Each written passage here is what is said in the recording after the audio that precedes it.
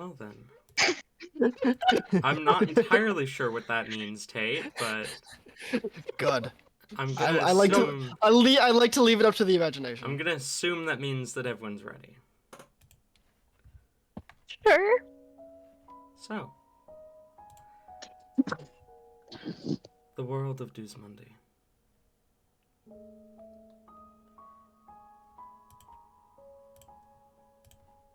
Turn on your TVs. Turn to the news channel. Everyone has the week off work. After all, it's been 1,000 years of relative safety. Nothing so bad as the Cult War that occurred oh so long ago. In the midst of that war, however, just before it began, a woman, she was queen at the time, named Aegiana Solemn, founded a school. A small school that took in only the best students. And then that school founded an organization. That organization became the regulators of magic. And became the sponsors of the United Council and of the world itself. 1,000 years ago today, Cape Coral was formed. And so, to our lovely viewers out there on the air, we welcome you all to experience the Millennium Festival with us. No matter where you may be, out in Polynama, in Molinate, come and experience Cortana, the Millennium Festival at the heart of Cape Coral. In fact, I believe we have our reporter Catherine on scene right now. Catherine? Thank you, Jonathan. I am here on the Cape Coral campus to explore the wonderful festival that has begun today. And here with me, in fact, I have found a handful of faces that may be familiar to you all. Infamous God-sent content creator Avalon Flintier, along with her two closest friends, Petra Anima and Lucas Benai. Avalon, do you have any thoughts? As Avalon, you see the reporter kind of hold the mic out to you. What do you say? What do the viewers see as they look on their TVs and see the camera pan over to you and your friends? Avalon was currently engaged in conversation with her friends, and as the reporter catches her attention, she will turn to the reporter and she just lights up. This Azamar is, well, actually, I'm not sure if I'm supposed to give a full description, but you Go guys, ahead. most of you know what Avalon looks like. All right, so Avalon, let me pull up her character real quick. Give me just a moment. You're good. Was not expecting us to not have a bullshit buffer, not gonna lie. You goon. Alright, hold on. Finding her art. Why is it so far out? Here we are. Okay. Avalon Flintier is a Asmar woman who has very, very long black and blue hair. It does have a few blue streaks clearly dyed in there. And you could consider them highlights, but not quite highlights. They're more so just streaks. She's got large, white, fluffy wings, and she is wearing leather armor with a few metal brackets here and there. She does have a red godsent badge on her hip, and on her thighs she does have two gun holsters, which do currently hold the weapons of two pistols. She does have knee-high length boots, and most of her color aesthetic is definitely more grays, a little bit of golds, reds, and blues. Lots of blues. Yeah, I'd say that is pretty accurate description for Avalon right now. Standing with her is a kind of gruff human woman, a kind of brown-colored god-sent badge that seems to glow as it hangs on her waist. A large greatsword on her back made of this beautiful carbon steel kind of shoulder-length brown hair that's kind of unkempt and darker skin, and a satyr, long kind of goat legs, dressed in leather, a pair of curled horns, and a short sword sheathed at his side, as the two of them are smiling, turning to the camera as Avalon is addressed. Oh, good morning, everyone. It's always a pleasure to have you on with us. Well, as you know, these are my friends, Petra and Lucas. We are all part of the Godsend, and we are proud to be here at the Cape Coral Academy, where, as you may or may not have heard, we are celebrating currently the Cape Coral Millennium Festival. Please, join us as let's go ahead and show you guys some of the activities that they've got going on right now. They're quite fun. There should be someone around here who could help us with that. Oh, one moment. Sorry. You're good. I thought that was planned. I did too. No, someone walked in. That's sweet.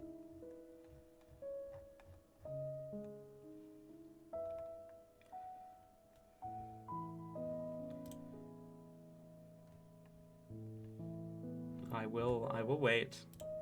Okay, I am so sorry. My Welcome dad back. just got home and then immediately got caught out. Okay. And Avalon will look around for the other person that's here for the little showing part of it. You see, as you kind of glance around for a moment, the kind of taller elven male approaches. You recognize him immediately as Faye Alvin Coral, the head of the Conjuration Department of the Cape Coral Academy. As Professor Alvin approaches, she gives a kind of soft smile and says, I apologize. Avalon, was it? Oh, yes. Hello, Professor. Sorry for, well, interrupting whatever you might be doing important research-wise, but we could use your help if you don't mind. Of course. Whatever may I assist the Godsent with? Well, we wish to show the people what excitement and, well, things that the Cape Coral Academy has in store for us during the festival. Would you mind? Of course. She kind of turns to the camera. It's clear she's giving a bit of a show, as she says, the Cape Coral Academy is hosting numerous various events throughout the week of the Millennium Festival. Today is, of course, only the first day.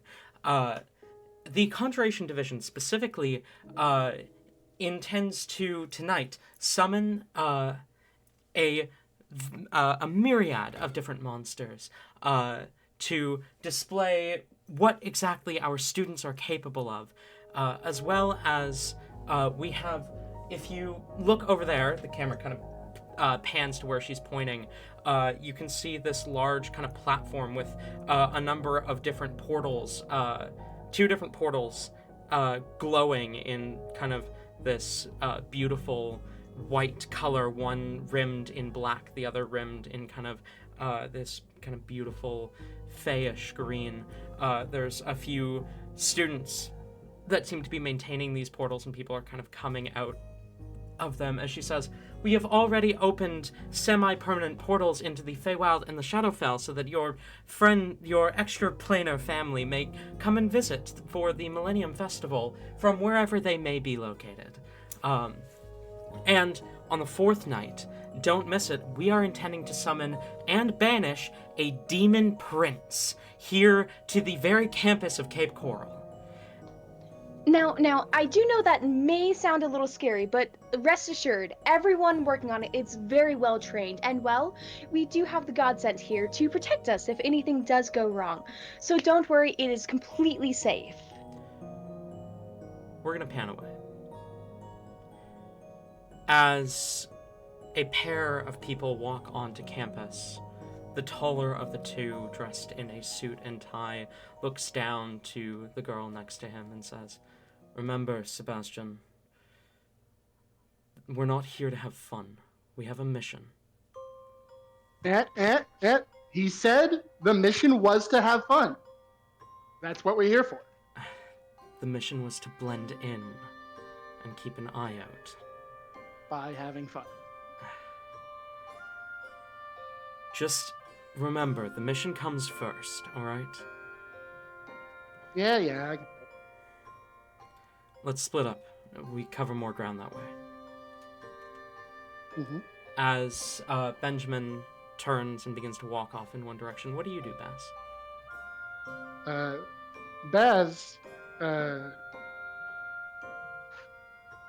suppose should I describe her, or should I wait until someone sees her? We'll wait. Okay. Well, Baz waits until he's a little bit further away, out of eyesight, and then immediately turns and rips off her own tie, and does kind of like a fist pump, excited to be alone, and then walks towards the festival, and along the way sees a stop sign and decides that she wants it. So she breaks it at the base and carries the stop sign into the festival. As you tear the stop sign from the road about 20 feet from the gate of Cape Coral, multiple eyes kind of looking at you, shocked at the strength, at the display of strength, and confused as to why. But no one seems to really stop you as you walk onto the campus. We pan back now to the news as Avalon continues. Kind of the satyr speaks up and says, "Of course, you all only need to have fun. We here, the Godsent, will keep everyone safe and make sure to protect anyone from any dangers that may occur." Petra kind of huffs and says, "I mean, we're here to have fun too."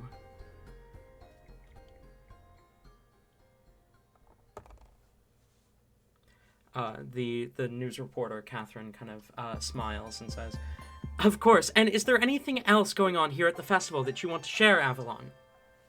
Oh, there is tons. Sorry, let me go. What else can... Sorry, What else can people expect at the Millennium Festival?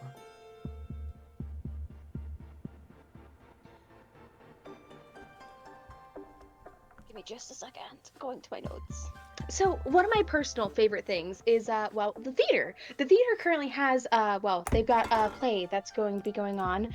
There's 2 different play times each day of the week during the festival. So please make sure you get the chance to take a little bit of time out of your day, go watch the play. It's quite fun, and I just know you will all quite enjoy that. I do know one of my personal favorite things is the Abjuration Division is set to show off their latest enchanted protective gear and a practical test that will be happening on the 3rd day, and it will be including the use of a real flamethrower. Now, I personally am very excited to see this flamethrower in action, as I want to see what style it is. But, Catherine kind of smiles and says, "The owner of the Pyroflame channel would say that she's excited for a flamethrower, wouldn't she?" Oh, well, look, I'm responsible with my fire. Don't worry. I would never do anything silly like drop a flame here and there. No. Never. Now, cutting away from that, I will say that we do, at the lake dock, there is going to be a daily community boat race that will be hosted. Please, if you do sign up, it does cost 10 gold pieces to enter, and the winner, however, will get 200 gold pieces donated to a charity of their choosing. So, if you guys get the opportunity to, go ahead down there and sign up. It will be quite fun. I expect to see lots of people there. What about you, Petra? Is there anything in particular that you're looking at, checking out during the festival? Petra takes a deep breath to answer your question. We're gonna pan away again. Speaking of boats, Mist. Yo. Stepping off of your transportation into the city of Drilla Fortina, where the Cape Coral Academy is, completely alone, not traveling with anyone as you approach the academy as per the instructions of your roommate. You're not sure what to expect as you approach, but what do you do? Getting off the boat, he'll kind of just stand at the dock for the bit after going through.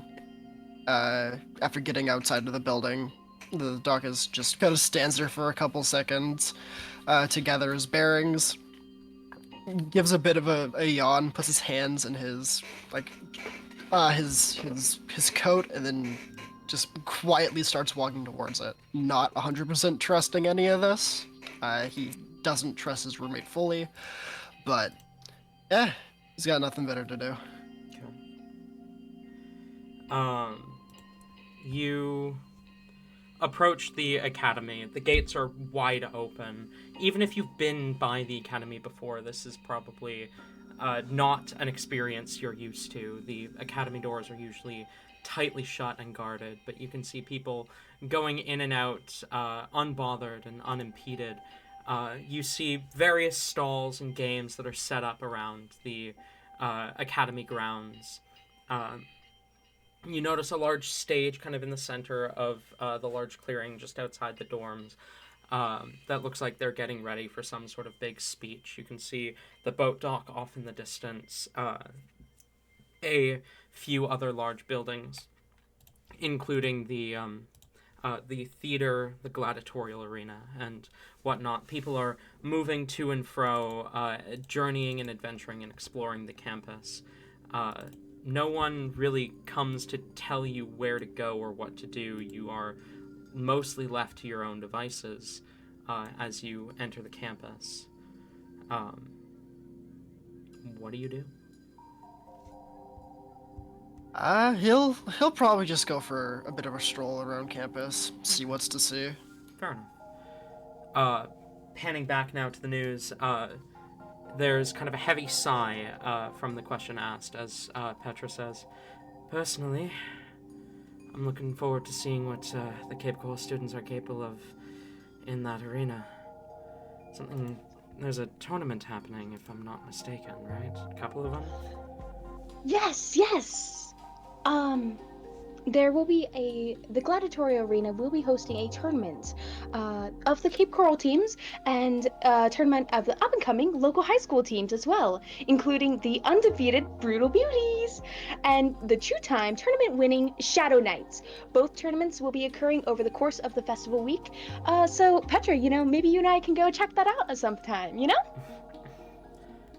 Yeah, sure. I look forward to it. Oh, come on, you'll have a blast. See what I did there? Yeah, I see what you did there. Catherine smiles and says, "Now, I believe I heard something about the Illusion Division. Could you talk more about that, Avalon?" Oh, the Illusion Division. Of course. So, the Illusion Division will be on the second night. Up in the campus fields, they'll be putting on a beautiful show using the new magics. And, well, I don't have all the details, so it's definitely something to go check out because they've been keeping it kind of hush-hush, but they are to be putting on a very spectacular show.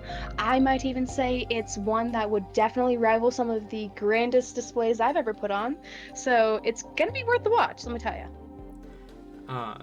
A kind of murmur from the crowd that's slightly gathered as you notice your cousin roll his eyes at how you are kind of talking, and he's immediately elbowed by your Aunt Dion. And you see he just kind of sighs and looks back down at the phone in his hand, just off camera. As the news reporter smiles and says, "Well, I'm certainly looking forward to that. Now, I believe Master Archer Archery Maestri had something as well, right?" Oh, there will be free public lessons in the archery range. They are open to anyone in the public. I don't believe there needs to be any form of official training or anything. They are free and, well, just help get you more familiar with weapons and everything. So please go down to the archery range if you ever have had an interest or if you just want to check it out. It's quite the fun activity. I myself have gone and done a few free classes. It's quite nice. Well, that certainly sounds lovely, Avalon. We're gonna pan away again. As stepping off the same boat that we had looked at earlier, a dragonborn, blue-scaled, and a human. Leo kind of glances to you, Veritas, and kind of gives you a smile. Well, we're here. We made it to Cortana. Thank fuck, that took forever.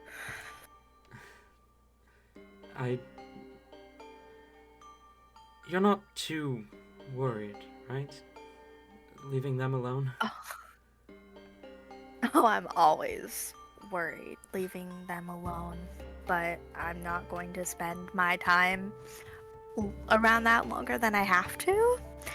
And you need to stop hiding your nose in a book, so here we are. Fine. I heard this is supposed to be the biggest festival that anyone's ever put on, so... Whoop-de-doo. If I'm going to get my nose out of a book, I might as well walk straight into a book trope. Yeah, I guess. Is there anything you're looking forward to with this festival? Other than just getting off work? No, honestly, that's probably the best part. Yeah. I do think I'll have to hide from the others, but I mean, when do I not? I mean, I'm sure there are... Look, Vera, there's going to be a lot of God sent there. You don't need to be on guard at all times. They can handle themselves. I don't know, I just don't want to interact right off the bat. Then just tell them no. Okay. Put in your earbuds and ignore them. That's what I do. You have not met some of them. They don't care, but I will try it out. Fair enough. I haven't met your coworkers. I don't know what it's like being a hero of the world or whatever. Okay, no. That is not true. That's what the council calls you. Yeah, well, it doesn't make it true. Hero is not the word I would use to describe this. Glorified cop. I think That it's works. more accurate. Come on, Yeah. let's not mope around though. We're here, Okay. we might as well make the most of it. I want food. Yes, I was gonna say the same thing. I'm starving. I heard the food in Cortana is like way better than the Empire. Come on. Maybe. Let's go see if that's true. Okay. The two of you make your way off to some food stand and order whatever it is you'd like to eat. As we pan back to the news, the reporter smiles and says, "Now, Avalon, as the largest festival that Cortana has ever held, there are rumors that there are going to be many high-class attendants. Do you have any insight on this?" Insight on high class attendance. Well, now I'm not sure if I'm really supposed to share this, but oh, why not? The rumors are true. Keep your eye out. There will definitely be more than a few surprising attendants here. Now, I will just say, don't go swarming them. They are all also here just to have some fun, as all of us are. So please be respectful and kind to those around you. We don't want to cause any ruckuses, otherwise, well, we might just have to get involved now, won't we? So please be nice. Keep your distance and stay safe, everyone. There you have it, folks. Confirmation that there's going to be high-class attendance at the Millennium Festival, possibly even mingling with the likes of us. Now, Avalon, are you able to name any names that you expect might be here today, or are you not privy to that information? Well, it might just be best to say I need to keep my lips sealed on that one, okay? Of course, you understand why. As a god sense, I can't go revealing too many secrets out there. There is still a sense of privacy that's needed for these people. But rest assured, if you keep your eyes peeled, you might just be able to pop in, say hi, maybe ask a few questions about their work. Of course, just, again, be nice to everyone. Of course. And unfortunately, I am getting word that that is all the time we have for this interview, but thank you so much for sparing your time, Avalon, Petra, and Lucas. It was Thank you. a wonder meeting you all. And do please enjoy the festival, and all of you as well. Enjoy the festival, or enjoy what we show you, if you can't quite make it here yourself. And all of you, of course, have a wonderful time. Now, I do believe it is actually time for us to be heading off actually ourselves. So, Petra, race you to the gladiatorial, please. Bye! And Avalon's going to shoot off into the air. As Avalon takes off into the air, the impactful forces God sent woman, Petra, immediately begins to race off after her. Lucas kind of gives one last wave to the camera before darting off, a jolt of electricity following him. And speaking of high-class attendance, we pan over to the landing of a private jet. As stepping out is our a kind of younger Dwegar woman,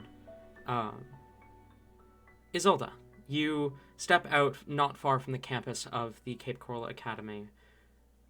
What do you do? Well, not me trying to be coy about my name this entire time and then you just name drop it. It's fine. She kind of,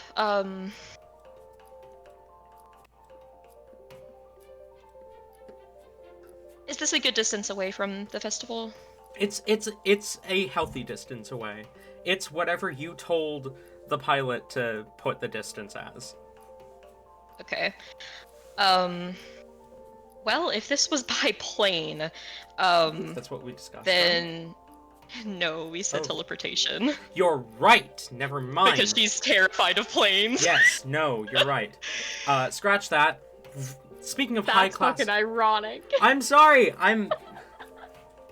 This fucking guy. There's so many people that I talked to about how they got here. Some wires crossed. And you didn't write down your notes. I didn't. No, that's fair. Speaking of high class attendance, stepping out suddenly from a kind of darkened corner, a kind of taller, a taller elven man shakes off the remaining particles of magic as he glances to the Dwegar that he's standing next to, as he says, you know how to contact me when you are ready to return home, Mistress Isilda. Kind of gives you a bit of a bow. She, just nods and already is kind of wandering away. The Elven Butler kind of melds into shadow, leaving you alone as you approach the campus. What do you do? She is trying to kind of keep away from people at the moment, not trying to get close to any like bigger crowds or anything like that. If there's any, like...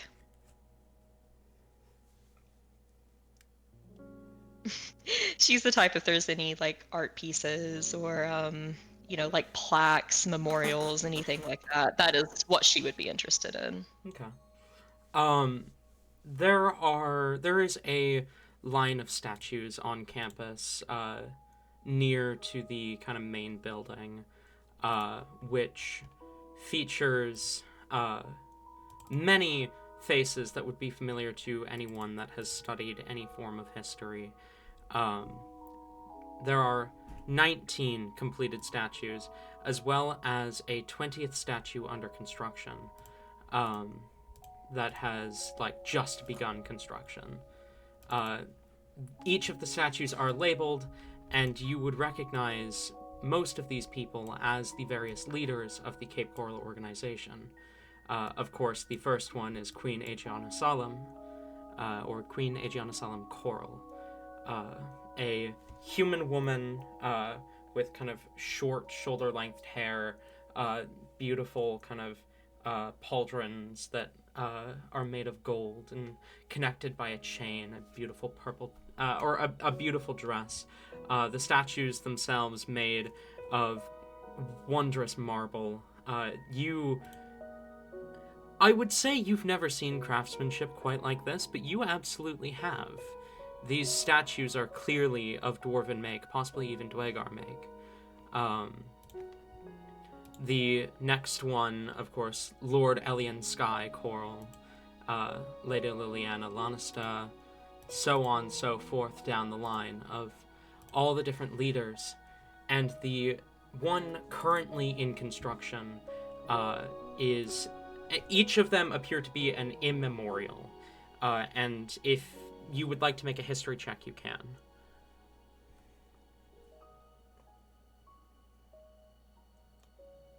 Sure. Okay. I feel like it's perhaps something she'd know.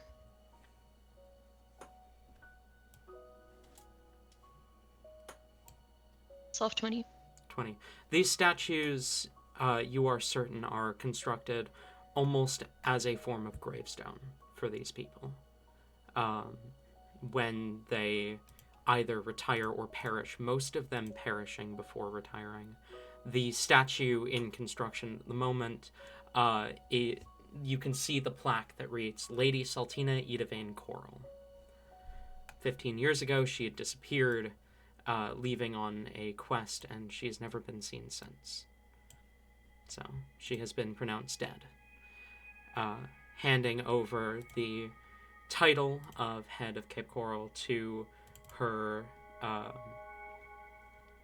her heir, Lord Gallia Slora Coral. But you can see the statue is just in the beginnings of being made. As the festival is around you, you see some stands selling various bits of art. People kind of eyeing you curiously, your getup attracting attention, possibly even your face, as you are certainly recognizable to those who know what you do.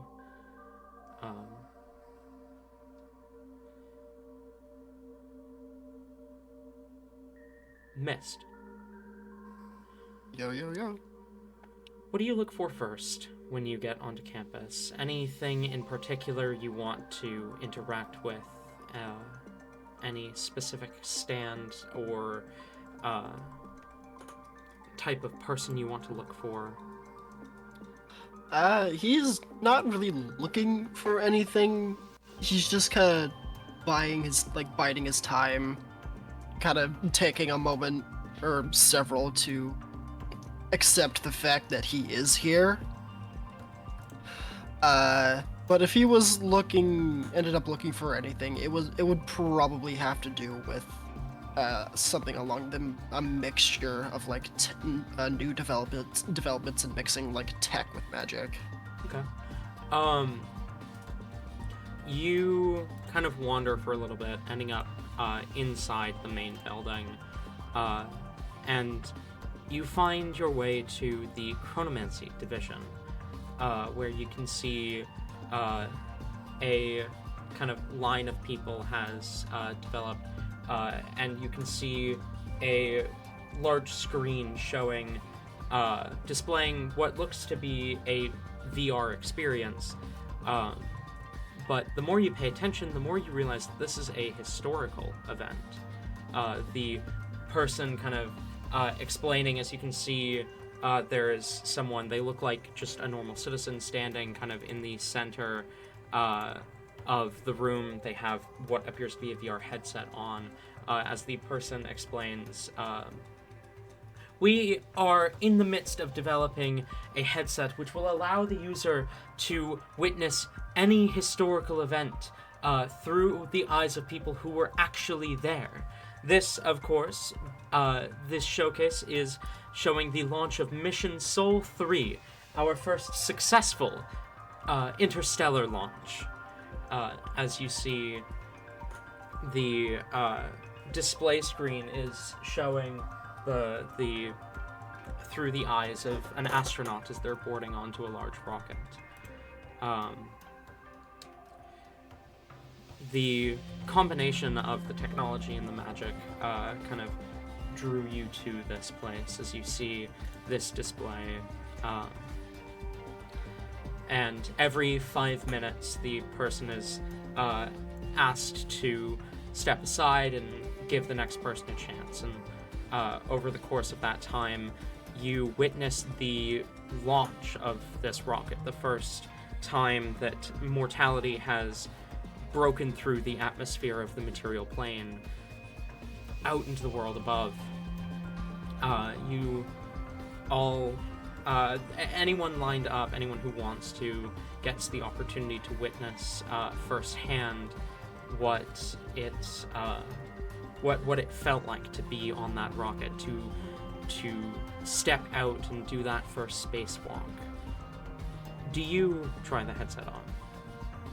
He would watch from a distance. He would not step in line, though. He would just witness. Fair enough. Baz, what's the first thing you look for as you walk onto campus? I don't look for anything in particular, I don't think. I don't really know what to expect. I've never been to anything like this. So, I am keeping an eye out for the mission, of course. But, also just anything that looks kind of fun. Okay. Roll a perception check then for me. Alright. Oh, I should have probably had dice out. That would have been helpful.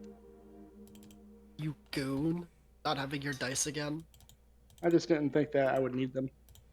That's a natural 20. Natural 20. For the first roll of campaign? Shit. Hell yeah! Second roll of the campaign. Tori made a roll first. Oh fuck, wait, Tori, what was the first roll of the campaign? It was a soft 20. Not as cool. Look, it's all downhill from here That's now. wild. Baz, Jesus, okay. Baz, you keep your eyes peeled, looking around. You see so much. It's almost overwhelming. You see the archery range, the gladiatorial arena, both filled with people. There are people filing into the theater.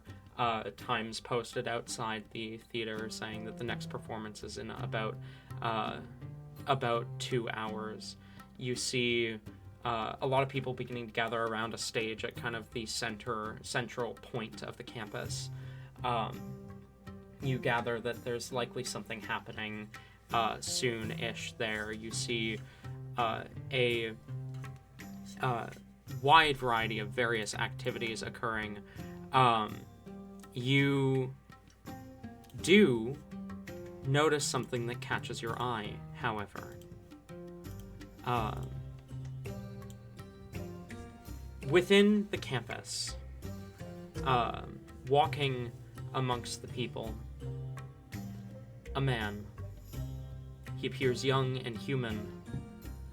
He wears a mask over the bottom half of his face, kind of like one of those paint masks.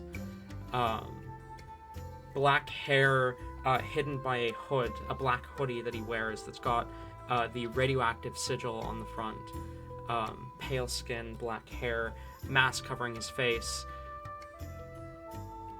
And he seems to be trying to stick to the shadows.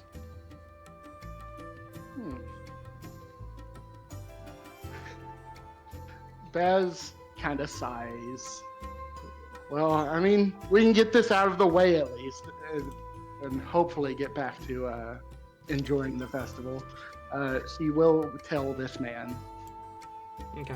You begin to tail him as he kind of wanders, watching the festival from the shadows.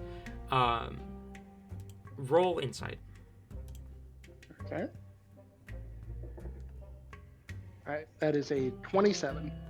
27. His eyes do seem to be following someone in particular. A human male, white-haired, kind of beautiful suit and tie, flanked by a personal guard. He looks important. Very important. In fact, you can see what look like paparazzi kind of following him, trying to get pictures and ask him questions, and he's kind of blowing them off as he walks towards the stage. And it seems that this guy that you're tailing is keeping a close eye on this man.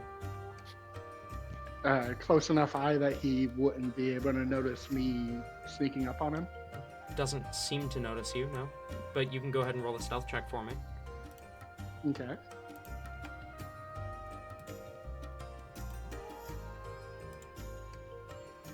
Oh, okay, that's not that. 15. 15. Okay. He doesn't seem to notice you, at least not right now. How close can I get to him without him noticing? How close do you want to get? Like, I would like to reach out and touch this man. Okay. You reach out to touch him, and in a swift movement, he reaches his hand into the pocket of the sweater. There's a click, and cold steel suddenly pressed against your chin as he glances back and says, "You're really not quiet." I don't need to be. I punch him. Roll the hit! Incredible. You're really not good at this. Perfect, you can see me. Bang! That is a 24 to hit. 24 hits. Go ahead and roll damage. That's beautiful. Alright, that is, that's only, 9 damage. Ow! What the? Only, that's still pretty good. What the fuck was that for? As you are getting a proper look at him, you notice his eyes are kind of a goldish color, like a dull gold. As he kind of pulls the mask off his face, you see he's kind of bleeding, kind of wipes the blood from his nose. What the fuck? Person I'm looking for is green eyes, right? Yes. What the fuck yourself? What was that? You punched me. You were tailing me, and then you punched me. What the fuck do you expect me to do? Dad! As he calls out Dad, you see the man in the white hair immediately turn around, and the guard also turn in your direction, rifles pointed towards you. Okay. I put my hands up and just say, I'm sorry. Thought I saw someone suspicious doing something suspicious. Bygones be bygones, right? And I put my arm around his shoulder so I pull him in for like a side hug. Just don't let it happen again, and don't touch me. Do you have any idea who I am?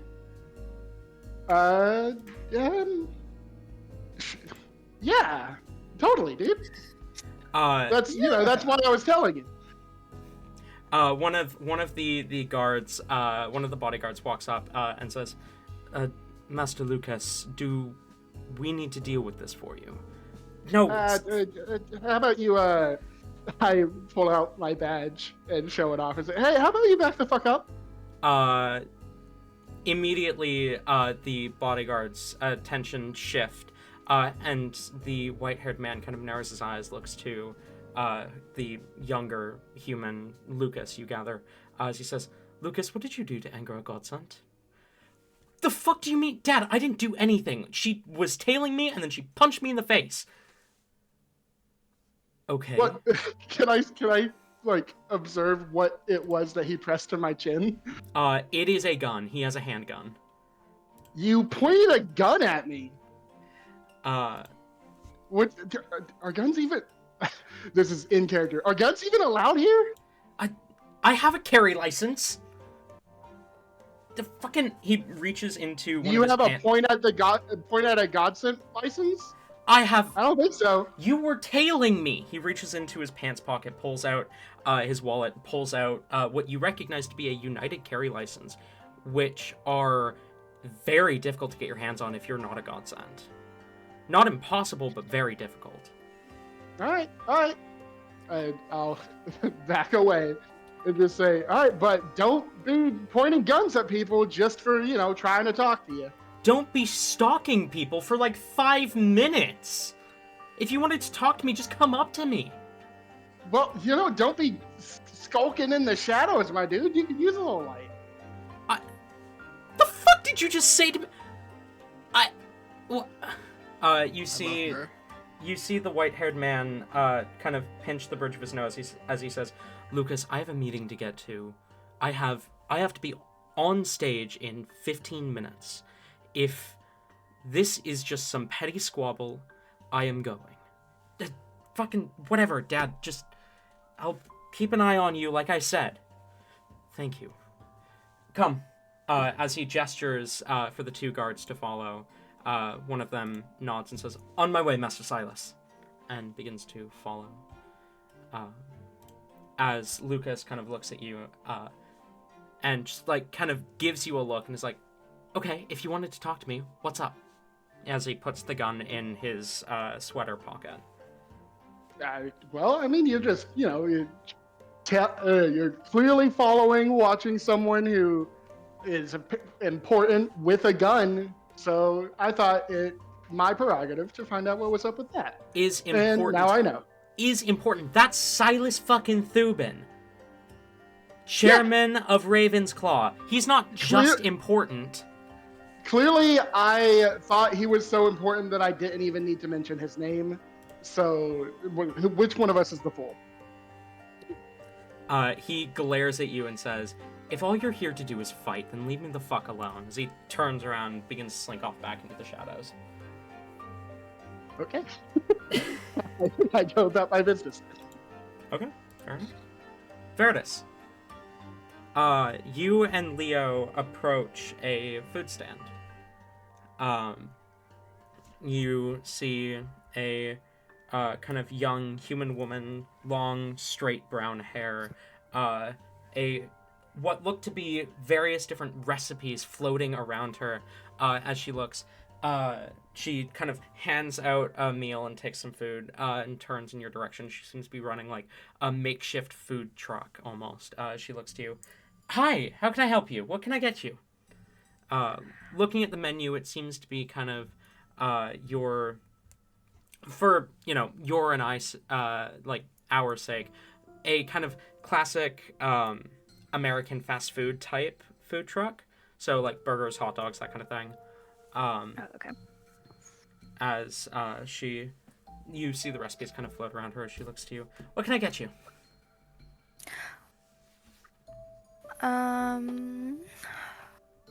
Burris just kind of looks at the menu for a couple seconds before answering. Could I get a cheeseburger with just sauce and like no veggies or anything? Cheese, sauce. Which sauces? I got ketchup, I got mustard, I got relish, I got a handful of other Ketchup options. and mustard. Ketchup and is mustard, fine. understood. And for you? You see Leo kind of looks at the list of options for a minute before he says, "I'll take a large fry and a plain cheeseburger, just cheese."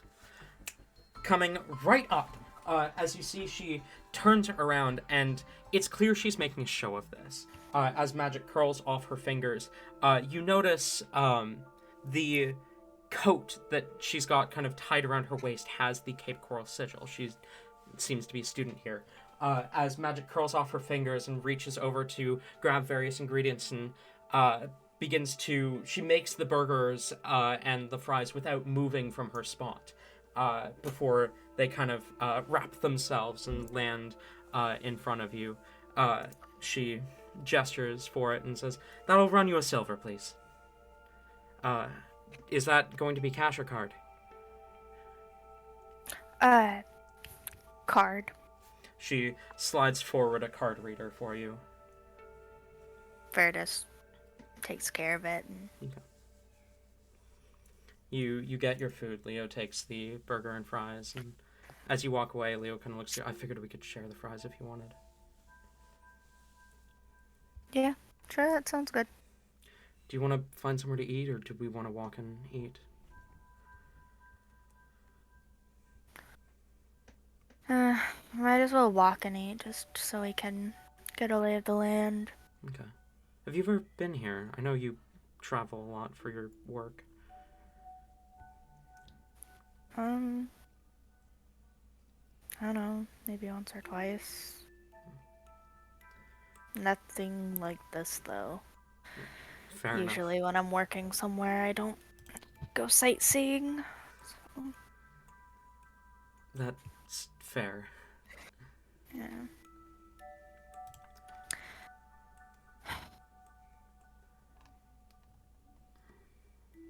The two of you walk and kind of eat in silence for a little bit as you get a lay of the land. You see many magical displays. If you didn't know that this was a magic school going into this, it would be incredibly obvious, and it would definitely not be a secret. You see people throwing out spells all over the place just for the fun of it. This is private property, but you do see spells that would normally be what the fuck? Ayla, what the fuck? I just want to play with the dice. I'm sorry. Set it to private roll then. What? Set it to Christ. private or self. Wait, what? Oh, that's lovely. Because if you have it set on public, it shows up on stream. If you, I love that. If you set it to private GM roll, then at least only I'm seeing it. Okay, I'm sorry. And if you set it to That is self roll, then beautiful. only you are seeing I it. like trying to stack the dice though, as many as I can get. I Oh know, my God. I get it, Yeah. I get it. It's fun to play with the dice, but please set it to self roll or at least private GM roll. Okay, sorry. You're good. That's insane. It's like I said, it's obvious that that this is a magic school. And were this not private property, you would imagine there would be quite a few arrests happening. As students are casting various high-level magics that normally require, like, special permission to cast outside of a school environment. But because you are on the Cape Coral campus, the restrictions on casting are much less, well, restrictive. And of course, where you come from, these restrictions are even more hard and fast than they are in Cortana. The Empire is very, very restrictive on what magics can and cannot be cast. As you see the various people showing off what they've learned and selling what they've made, you see people are beginning to gather at kind of the central area. There's a large stage there, and it seems like staff are beginning to gather, and it looks like it might be something is about to happen, some sort of speech or something. What do you do? As they're walking, and Verdus can see all the different students and people casting magic, she just kind of smiles to herself and is enjoying the stroll. And then when she sees people gathering, she'll turn to Leo. I imagine she, like, just took a bite of her burger and then she sees it, and so she has to, like, do the quickly eating something while trying to get someone's attention thing. Mm-hmm. Leo kind of It's- turns to you as you try to get his attention. Look, so sorry. Look, you want to go over there and see what all the commotion is about? Sure, why not? Hell yeah. The two of you begin to make your way towards the central area. Isolde, as you approach campus, you step into the Cape Coral property. What's the first thing you look for? I think that she's gonna look for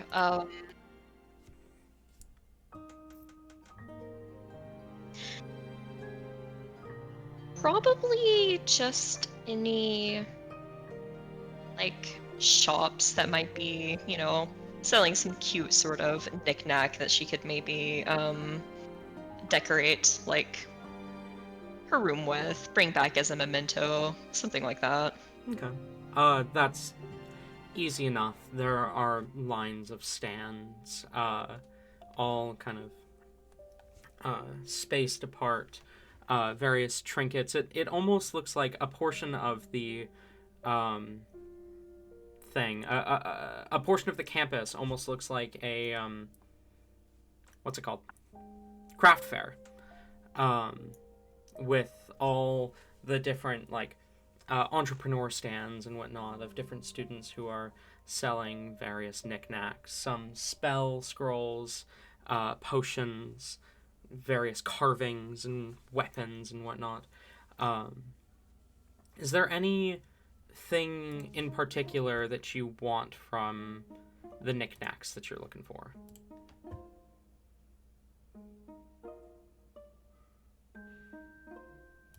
Something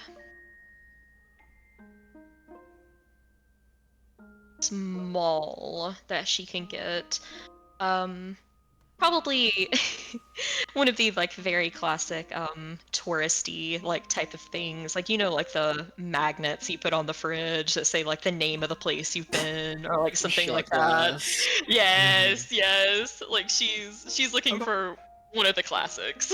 A bracelet with your name on it, but you're disappointed that your name was never on the bracelet. You approach a stand that has that's selling various glassworks. You see one of the cheapest options, which is remarkably cheap. You've never encountered anything this cheap before, running for only about 2 gold pieces. A series of shot glasses with the Cape Coral Academy logo. Some of the more expensive options, which are still incredibly cheap, upwards of 15, 20 gold, are various sculptures, small sculptures made of glass. You see an owl bear. You see a, what's it called? Hang on. I swear, I know this thing. I know what it's called. You got it. Hang on, I'm looking this up.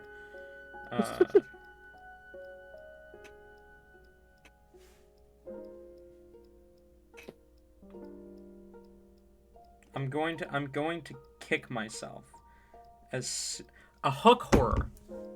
It's called a hook damn. horror. You see a little small glass sculpture of a hook horror. A hooker horror? Whoa. Favorite.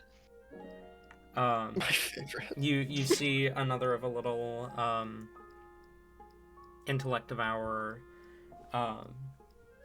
various creatures, some small cats and ducks and whatnot as well, that have all been made of glass, and they run for various different prices. As you approach, the shop owner, the stand owner, looks to you and says, welcome. What can I get for you? Her eyes immediately, the owlbear, the hook horror, and the intellect devour, she's already reached her hand out, kind of gather them together into a little pile, and just points at them. I'll have these, please. Those 3. That'll be, kind of counts for a moment. That'll be 30 gold if you have enough.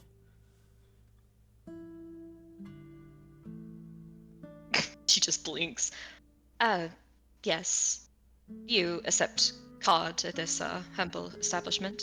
I don't have a. I can do e-transfer if you don't have cash on you. I suppose that I could count out the funds. She will reach into her purse and quickly count out 30 gold and slide it over. I honestly imagine it's less of counting out 30 gold pieces and more of counting out 3 platinum for her. Oh yeah, that's fair. She's like, ugh, I have to count. 1, 2, 3, here you go. He takes the platinum and kind of tucks it into a little kind of register that he's got set up. Thank you so much. Have a wonderful day, ma'am. Why, you too, thank you. She'll take it, pocket it, put it in her little purse. She absolutely turns away and kind of waddles a respectable distance away before, like, pulling the glass sculptures back out and like smiling and giggling to herself a little bit as she like airplanes them around and like looks at them a little bit closer away from prying eyes.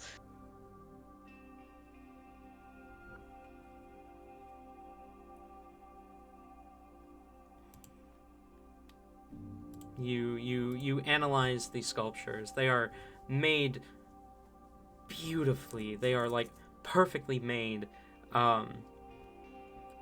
Due to where you got them from, I'm not going to make you roll. You can gather that these were sculpted with at least the assistance of transmutation magic. That's how perfect the edges are and the curves and whatnot. They're made of kind of a slightly stained glass to paint it to be almost the same coloration that the creatures would be, but not. The paint itself doesn't have as much detail as the actual carving does. But it's enough to get the idea across. These beautiful, beautiful sculptures that really hit close to home for you.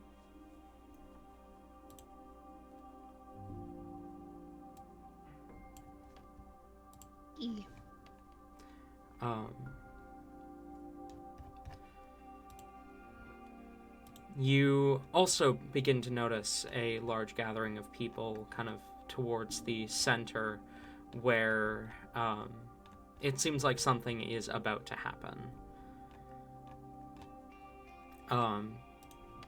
But before you're able to make a decision on what to do next, someone approaches, a kind of camera in hand,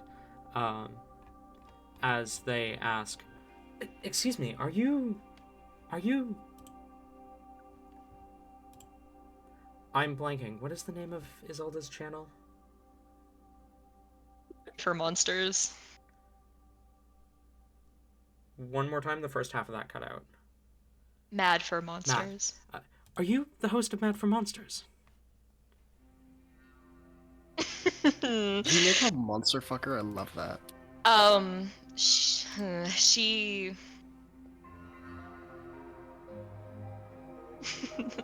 was beginning to kind of hurry toward where the crowd is, but she puts her mask on and kind of turns around, smiling. Oh, why, yes, I am. Did you have a question for me? I was just wondering if I could get a picture with you. I'm a huge fan of your channel. And everything you do. Oh, a fan! It's quite nice to meet you. I always like to ask my fans, what's your favorite monster?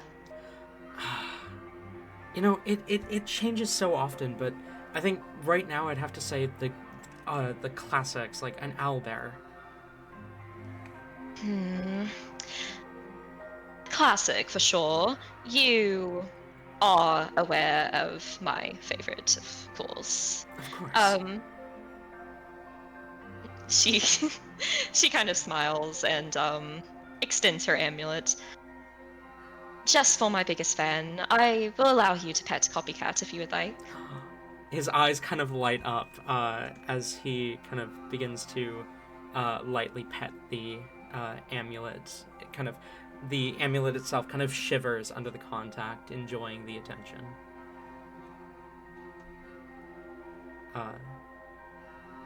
And then he kind of turns to stand next to you, holds up the camera, and if you don't protest, we'll snap a quick picture of the two of you. She'll give a wide smile, leaning in and probably giving just like a classic anime peace sign. Thank you so much. This means so much to me. And he turns and kind of makes his way back towards the festival. She'll call out, of course, thank you for your support, truly. It means so much to me and the monsters. She'll make her way to where the crowd is, trying to, if she can, kind of get a spot like higher, maybe in some stands or something. Mm-hmm. Just generally trying to not be around people as much as she can. Mist, as the display of the headset comes to a close, the person kind of who's leading the display says, "We'll be rerunning this display in a little bit, but Lord Gallius Slora Coral is meant to be giving a speech in about 15 minutes out in kind of the center of campus, and there's going to be a few words from some of our sponsors as well. So if you would like to make your way over there, I would absolutely recommend giving that a listen. But of course, there's no pressure to this. But we will be back with more displays of this later. As people begin to kind of shuffle out of the room, what do you do? Mist will follow the crowd just quietly. Okay. Avalon. You race off camera as the news kind of pans away. Then you hear a voice kind of call out from below. Avalon! You gonna come back down, sweetie? Kind of Avalon. looking, you recognize the voice of your aunt, Edelyn. Avalon, making sure there are no other onlookers, will very quietly do a drop to the ground. It is silent when she drops. No sound made. And she'll stand up and, arms behind her back, smile at her aunt. So, how'd it go? It went wonderfully. The footage is perfect. I'll email it to you immediately, as once we're settled down a little bit. And you can give it to your friend. She kind of tucks her camera back in her bag as she approaches. You see her sister, Dione, approaching, as well as your cousin, the kind of pale-skinned human male, dark hair, brown jacket. One hand in his pocket, one hand looking at his phone, and a pair of headphones over his neck. As he looks up from his phone and is like, Are we done with this now? Or as Dione looks to him and says, Havoc Wada, we are here to support your cousin. I thought we were here for a festival. And to support your cousin. Don't worry, it'll be fun. Yeah, fun. Getting to watch you hold the spotlight. So much fun. Dione kind of gives him a bit of a look and then looks back at you. You did wonderfully, Avalon. There's a Lord Gallius Slora Coral is going to be doing a bit of a speech. Are you going to be watching that? Oh, yeah, that does sound interesting. I want to try to get around the festival as much as possible, when I'm not working, that is. I'm hoping to try to maybe switch in and out, try to get footage where I can on various different things. It would be good for the channel, you know? Of course. Do you mind keeping an eye on Havoc while Mom, I am old enough to take care of myself. Don't worry, it'll be great. We'll have lots of fun together. And Avalon's gonna take this opportunity to saddle right up beside Havoc and just like grab his arm. I've got so many ideas on what we can do. Come on, you'll like it. I need to be up on stage in about 20 minutes. And I can take care of myself. You have left me home alone for months on end. Why now do I need to be looked after? Because you are a danger to society. And that's why I will make sure nothing crazy happens while you're out. He looks at you, incredulous, and Dion kind of shakes her head and says, "Because I know you don't like crowds." Whatever. Don't worry, if it gets too much for you, we can find someplace quiet to sit down. He kind of rolls his eyes as Edelin says, Avalon, do you want me to stick with you, or do you want me to see if I can get some other footage for you elsewhere? Honestly, there's so much going on at the festival. It might be best if we do split up to cover ground. But at some point, I wouldn't mind, if we just hung out and spent time at the festival. Oh, I figured that was the plan eventually, but of course, day one we have to get on top of the socials, don't we? Of course. Well, if you want to make a couple appearances, you can totally pick someone. I might be popping out as Rowan later on. Right. Alright, then take care, and I'll meet you back by, You know what, I'll meet you back at the theater entrance for the next show. How's that? When's the next show again? Avalon will pull up their app, their phone, where they have everything written down in their notes. The next show time is in about 2 hours. Sounds good. Meet you there. Meet you there.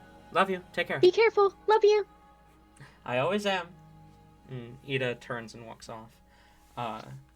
As Dion makes her way towards the back of the stage, leaving you and your cousin alone, as he just sighs heavily and says, "Can you stop touching me at least?" Oh, right. Sorry. So, red or blue?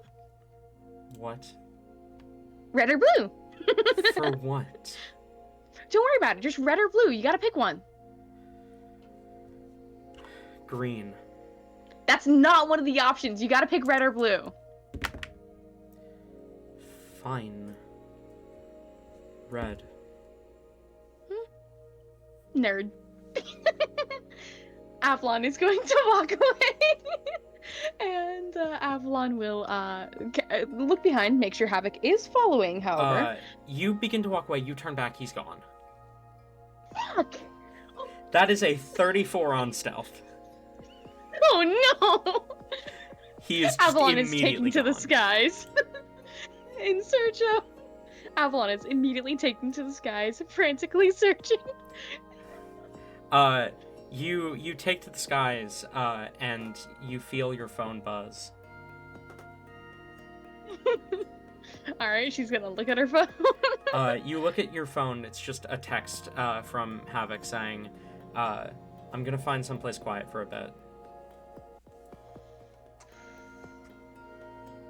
Avalon is going to, it's like hovering in the air, send back a reply of, can I join up with you?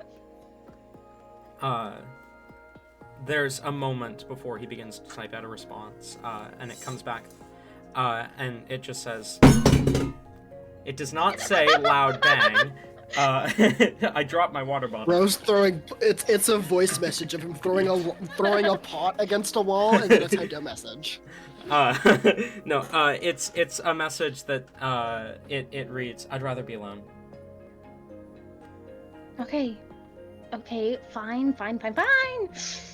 This is a good opportunity. Okay. Avalon will send back another response of, okay, just stay safe and keep me updated. If you need anything, I'm here if you need. You just get a thumbs up reaction. She'll send back a thumbs up reaction. And with that, Avalon is going to probably land to the ground and go change. Okay. You go change, and what do you change into? See, now this is the part where I'm actually going to roll for it. Oh. Okay. I'm going to roll d4. Evens for the good option, odds for the silly. Okay. That is going to be Avalon is going to change into give me just a moment. Alright, Avalon's going to change into Rowan Silvera. Okay. And equipping the proper clothes and identity, Rowan will pull out his camera and begin filming. He will try to hit up as many public hotspots as he can, filming footage for the Mirror Storm Network. Okay. The biggest hotspot right now is a large gathering of people around the stage, as it looks like from your from your schedule, there's about 5 minutes until Galia is meant to step out on stage and give a speech, and so you make your way there. Baz, as you see the Thuban pair kind of both walk off in different directions, a large crowd beginning to gather in the direction that Silas was walking off in. What do you do?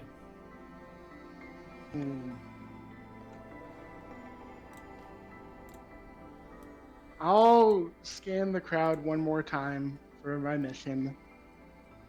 But if I don't see anything else, I'll probably go to the crowd and see what this Thuban guy is all about. You join the crowd. As you see stepping out onto the makeshift stage a few minutes after you gather amongst the crowd, a tall elven man, pale-skinned with a scarred face. He's got an eye patch over his left eye, and his right eye seems red, slightly obscured by his silver hair. You can see a kind of avian mask, or not avian mask, avian skull resting on his head, like a sort of headpiece, and this kind of beautiful blue cloak bearing the sigil of Cape Coral. A tattoo of a moon beneath his right eye, and what looks like it used to be a tattoo of a sun beneath his left, that has been damaged and ruined by the scar on his face. You recognize this man immediately. Lord Gallius Laura Coral. If you've been on the internet, on the material plane at all, you recognize him. He has a level of infamousy akin to that of Elon Musk from our world. And he is the current head of Cape Coral. As he steps out, you see the crowd kind of goes quiet as he glances around and says, "Greetings, everyone. I am Lord Gallius Laura Colo of the Cape Colo Academy. It is an honor to be standing here as the current head of the Academy. But it is a shame what happened to my predecessor. As of a few days ago, she has officially been gone 15 years. meaning that she is to be pronounced dead, and I am to officially take her position. The transition has been a slow process, but I assure you, Cape Coral will be flourishing under my guidance as it has the last 15 years.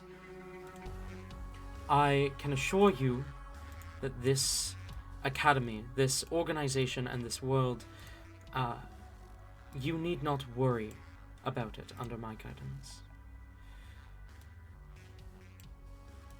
I have the experience of all the past leaders and the experience of my own. I know there is some question about whether a necromancer should lead the Cape Coral Academy, but I simply answer that with another question. What would you have rule the academy instead? All forms of magic can be evil if wielded in the wrong hands.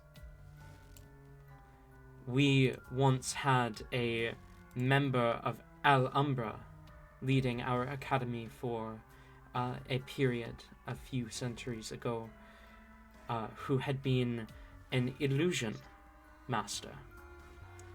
If even illusionists can be evil, then why should we judge one based on the magic they perpetuate, based on the magic they wield?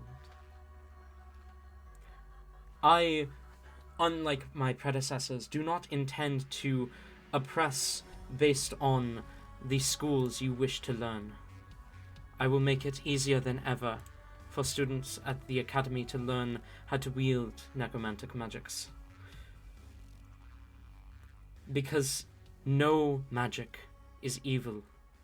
Magic has no morality. No matter what everyone seems to think. However, I'm not here to talk exclusively about myself. It is an honor, of course, to stand before you all as the pioneer of development. But this academy would not be where it stands today were it not for all of the people who have assisted us in getting to where we stand. I would like to welcome onto the stage Silas Thuban of Raven's Claw, here on behalf of Lord Abaddon Ravenson, as a show of good faith to the Raven's Claw Company, which we have received much assistance from over the past few years. The crowd kind of begins to clap as a human male, white hair, steps out onto the stage, dressed in a suit, bearing the sigil of a raven's claw. A man who sends a shiver down one of your spines. You know who you are. As the green-eyed man scans the crowd, he gives everyone a moment to calm down before he smiles and says, "Hello! It is an honor to be here. Now, I simply wish to congratulate Lord Gallias Laura Coral for officially stepping up to take the position of headmaster. But I also wish to talk about the next steps of Raven's Claw weapons. Our CEO, Abaddon Ravenson, has been working on something. Now, I can't say what, but I can say that all of you will be able to defend yourselves like never before with our weapons in your hands. Trust us with your safety. Trust us with your future." He gives a smile to Galia before giving a bow, and Galia kind of gives a nod and a smile as he says, "Of course, we have had others who have helped us reach this position, and with our influence in government, it is only fair to bring forth Cortana's Minister of Civil Affairs, Lady Dion Water. As you see another human step onto the stage. This one, a human woman, pale skin, long, wavy black hair, and these beautiful amber eyes. She steps out and she kind of gives a smile and a wave, and just kind of steps aside as Galia kind of gives her a nod and looks back to the crowd. It has been a wonderful 1,000 years of Cape Coral. I wish to honor those years in my time as the headmaster, in my many years to come, as he opens his mouth to speak the next part, when suddenly a loud bang echoes out from deeper behind the crowd, and suddenly a hole straight through his forehead. Immediately, you see multiple God-sent badges around the campus light up as people draw weapons. Veritas, Baz, Avalon, what do the three of you do? As multiple people rush up onto, multiple officials rush up onto stage where Galia begins to fall limp and is kind of caught by one of the bodyguards. Eyes beginning to scan the crowds. Avalon will also begin to scan, looking for where the weapon was fired from. Go ahead and roll a perception check. Baz, Veritas? Baz says, well, shit, and does the same thing. Okay. Veritas starts looking around, specifically for anyone who looks like they're trying to get away. Okay. Both of you roll perception checks as well. Mist, Isolde, is there anything either of you are doing? Getting behind cover. In the opposite direction where the sound came from, just ducking behind something. Okay, fair enough. I fucked up in voting Avalon's character sheet! Oh no. Eh? Guys,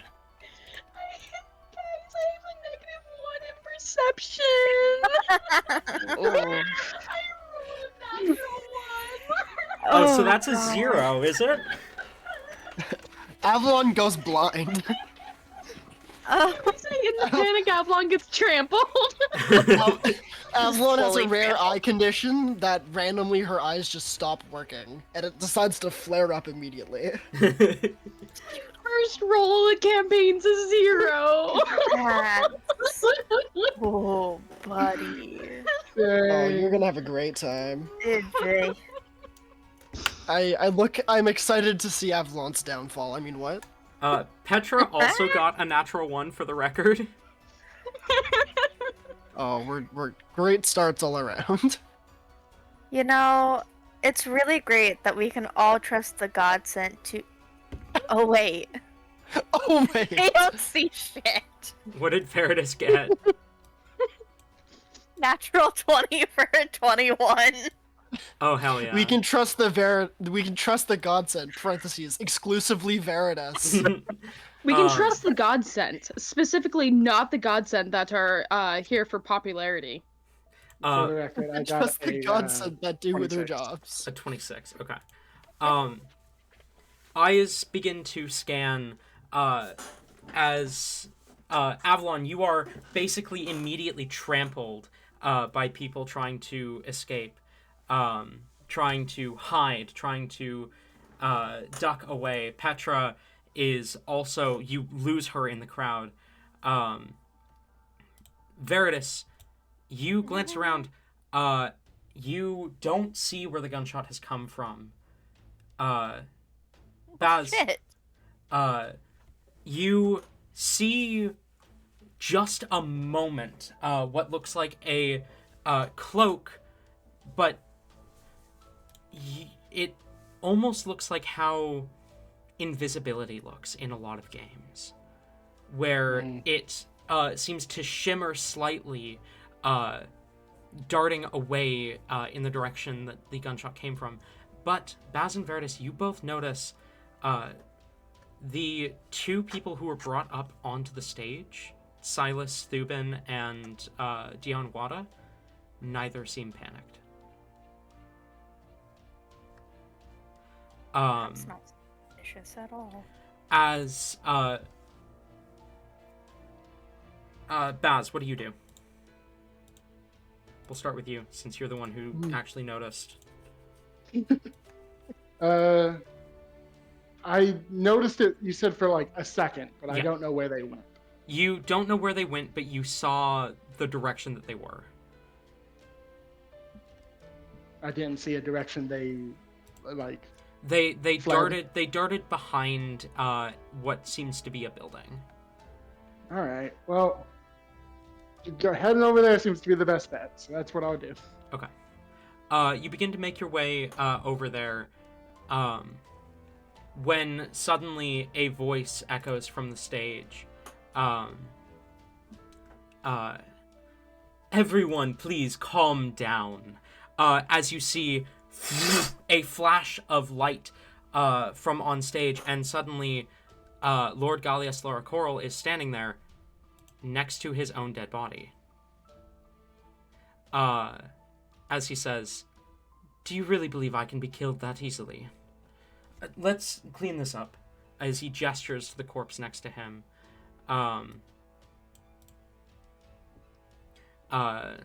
Gallia says, "Look, this only further proves what I mean. This academy, this organization will flourish under my direction. You need not fear. This was merely a public display." How many kids are in the area right now? Traumatized or people leaving. Yeah, how many people like below 20 are just existing here right now? A decent few. How many injuries were due to trampling? Yeah, no, this is just like at least looking around one. at the chaos this caused. It's just like, are you like quietly doing something? Just like, yeah, probably just how many people did you just Notably, even without an insight check, you see the seriousness in his eyes. Whatever happened, this wasn't planned. He's just trying to put on a calm front. Baz, you rush off in the direction that you'd seen the figure, and kind of make your way around the corner into kind of a small courtyard area. You see 4 people kind of gathered, looking very shocked. They aren't gathered as in they're in the same group, but they're all kind of sat around this little courtyard area. You recognize one of them as Lucas Thuban. Another is a human male. He's got kind of a black shirt on that reads "My Chemical Romance." A black hair with kind of green streaks. He is looking up from his phone in the direction the gunshot came from. You see 2 others as well. A young, probably 16-year-old satyr woman, kind of looking up from a book, fear in her eyes, and a kind of pale-skinned tiefling looking curiously in your direction as you race around the corner. What do you do? That, the second one you described, can I see his eyes? Yes, they are green. Okay. Though he's not wearing the jacket that was described of your suspect. Still very suspicious. I guess I'll call out and just say, "Did any of you see anyone come this way?" You see there's kind of the four of them kind of glance between each other. The first one to speak up is Lucas, as he says, "No, I didn't see anyone. All four of you have been here the whole time? Whole time." I do like the like two fingers to my eyes and then to Lucas, like I'm watching you. He just like he does like an incredulous look as he kind of shrugs at you, like, "What the fuck?" That I guess what? You're good. Dumbass.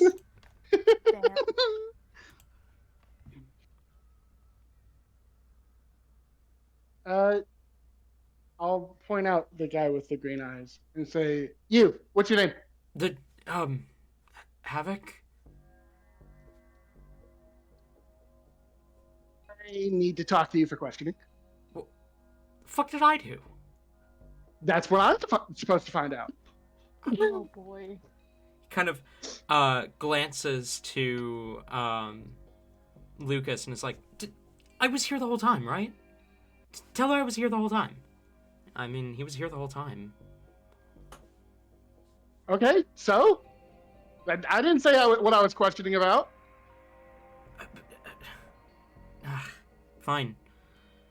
He stands and kind of tucks his phone in his pocket and approaches you. Okay. I gesture to go somewhere private. I'm sorry. No, you're fine.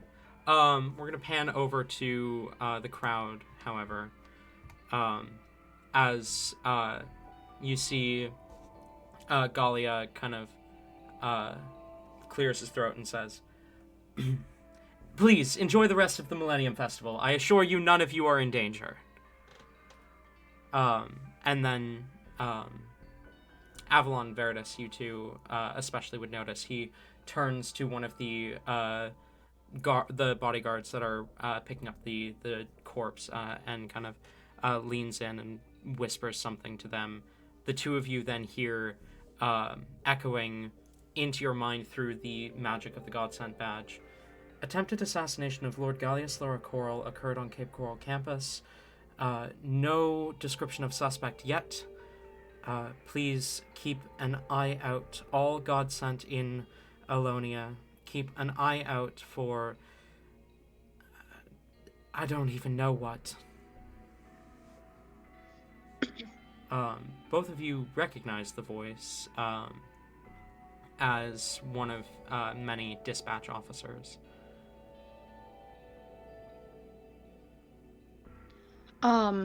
First of all, can Rowan have been having his camera rolling the entire time during his trampling?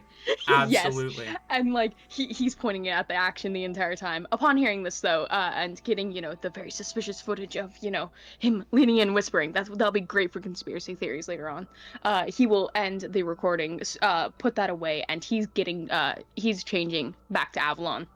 Of course in private. Mm-hmm. You dart into an alley, and then He must become a she. He darts into an alley, and she darts Me back for out. real. Oh my god, Avalon is tabby lore. Avalon is tabby lore. You dart back out. You see a number of God-Sent beginning to kind of sweep the campus, including Petra and Lucas. While they sweep the grounds, Avalon will search from the skies. Okay. You take off your wings, pulling you up into the sky. As you begin to scan around you, you hear a voice kind of speak up behind you. "Same idea, huh, Avalon?" Turning around, you see the pink-feathered winged Cupid is the codename he goes by on duty. Alex Brightheart, a pink-haired, pink-feathered, half-Arakocra God-Sent. You see the compact bow on his back, as he's also kind of scanning from above.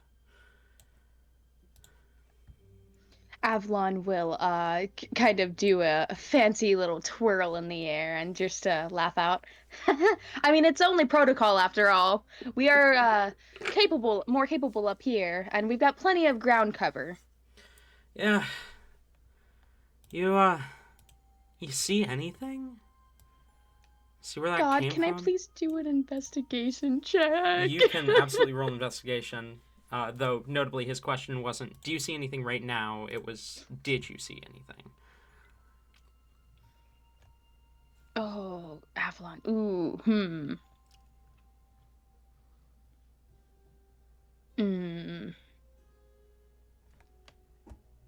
Avalon doesn't want to admit what happened to them in front of another godson.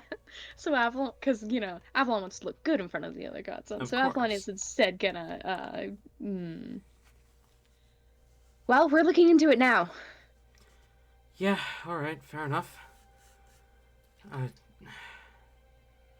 We've got nothing to go off of, though. This bothers me.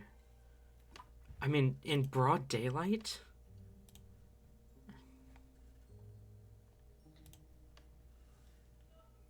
Do you know of anything? Alex shakes his head. No, I mean... I know guns well enough to say that wasn't a handgun. But that's about all I can say. I was able to get footage of it. I will look back on it and review it later, see what else I can find out. Alright. I think Galia made his point to the assassin, though. No fucking clue what that's about.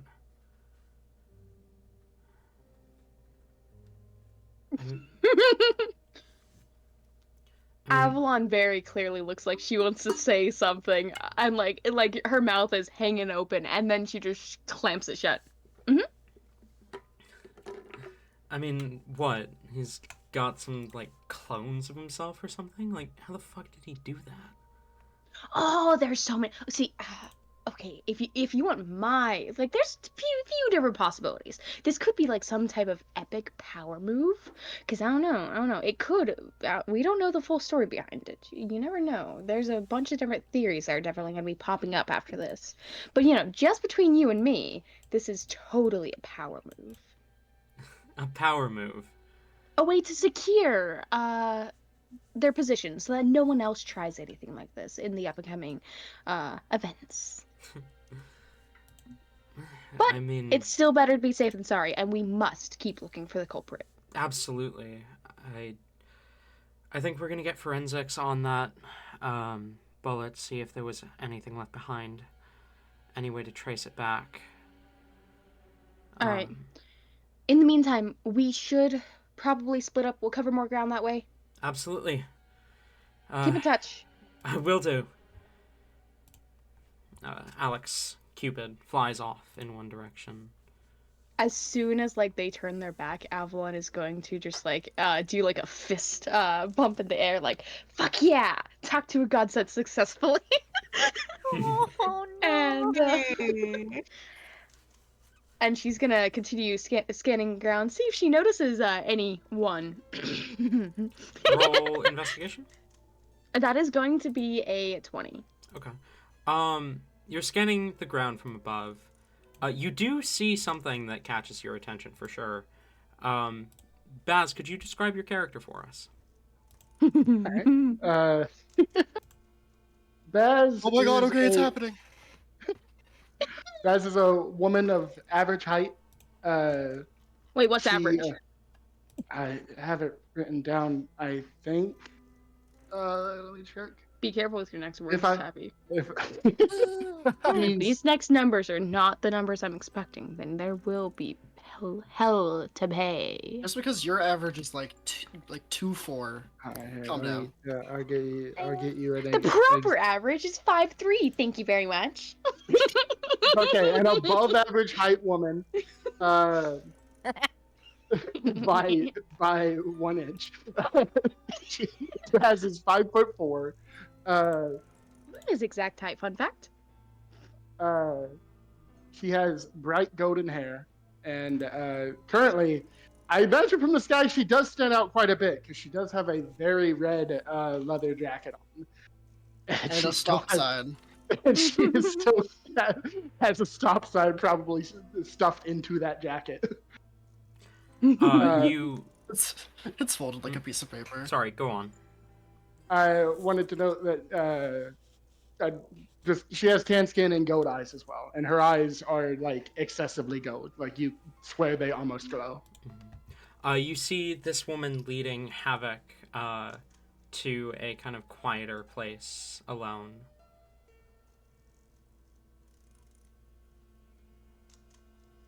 All right, Avalon's not gonna. Avalon's that's kind of suspicious. Not gonna lie. Like, what kind of leading Havoc away is this? Hold up. Like it looks like Havoc doesn't want to follow, but he has to. Okay, okay.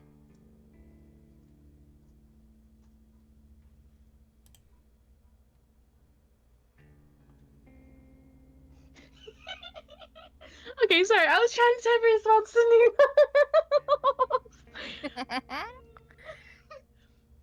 new. Avalon is going to kind of they're not gonna immediately like swoop in. They want to see what's happening real quick, and they're gonna look to get the jump on this person. Okay, roll stealth. No, that's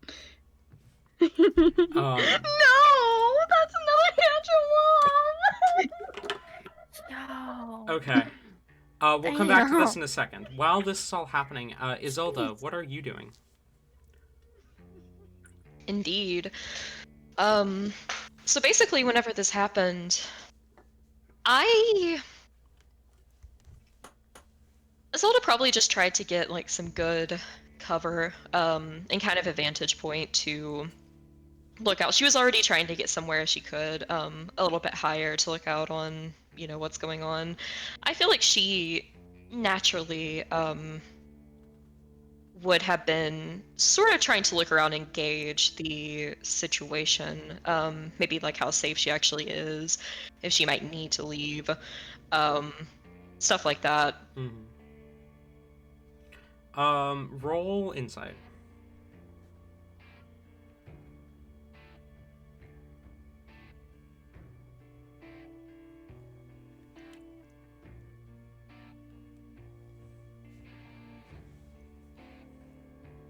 Oh, that ain't good. That's a 6. Shooter doesn't seem to be taking any more shots. Alrighty. She is just... Yeah, she's gonna try to find somewhere where the crowd isn't like rushing at her, or she's not getting trampled, and just kind of curiously... Doesn't seem that scared, really. Just kind of curiously looking around. Okay. You look around. You do see 2 godsent in the sky. Both feather-winged godsent. They seem to have a bit of a conversation before flying off in opposite directions. You see godsent begin to patrol. Some people kind of nervously begin to go back to enjoying the festival, while others are quickly making their way for the exit.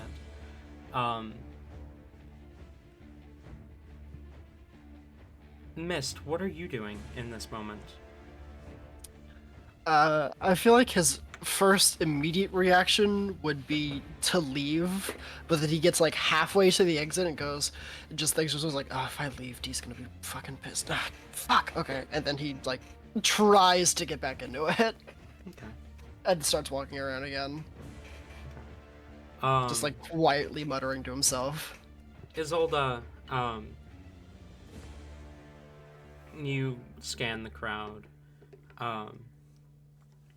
You see, as people begin to try and get back into it, a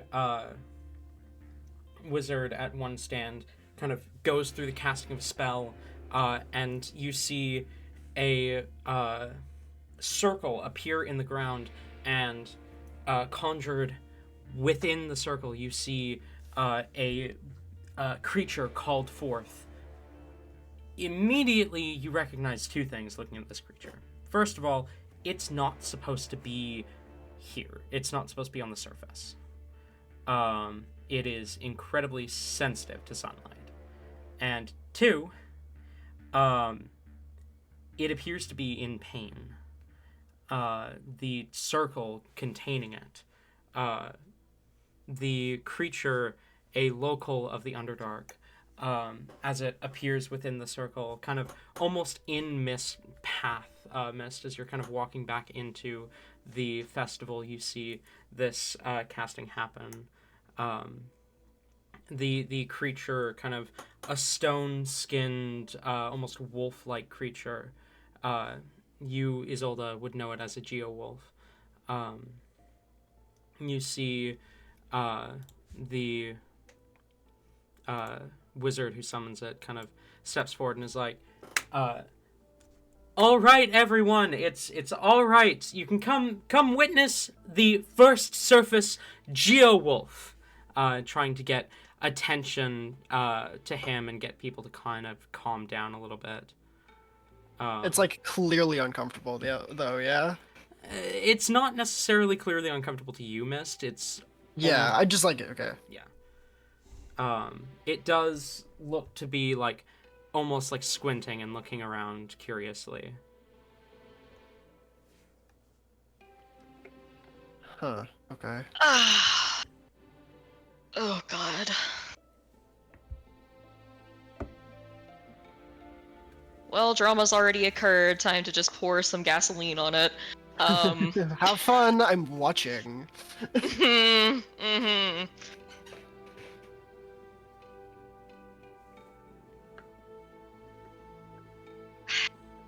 Isolde kind of just like stares at this for a bit, like her face like contorting more and more into just disgust. Before she quite quickly turns and begins to speed walk over to this wizard. You make your way up to the wizard as he looks to you and says, would you like to see the geo-wolf up close? Don't worry, it can't hurt you from within the containment circle. I believe that I am quite okay on seeing this poor specimen any closer than I already am. Its pain was evident from even the distance that I was at previously. Truly, I must insist, if you are to make a spectacle of something, at least choose something that is not so unaccustomed to the light. I don't know.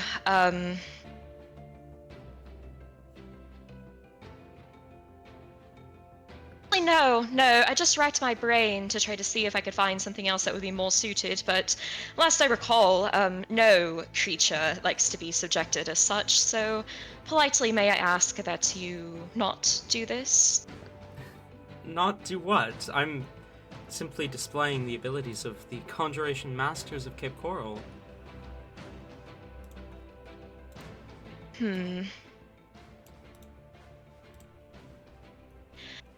Perhaps you could conjure, oh, I don't know, a trinket, a common wonder, a something else. Surely there's something more impressive than a monster that you could accomplish, yes? My specialization is in creature conjuration.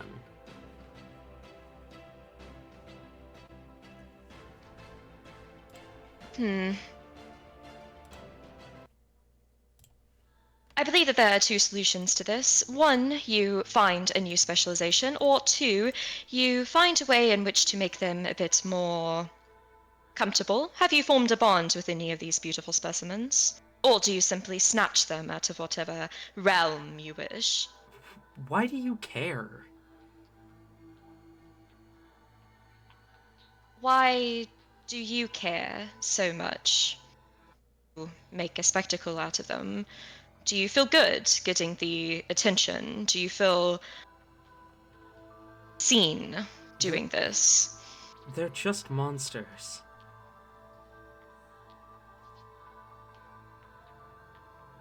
And you Hello. are just an ignorant little fool. You like gold, do you not? Here, do you want some to stop doing this? To find another hobby?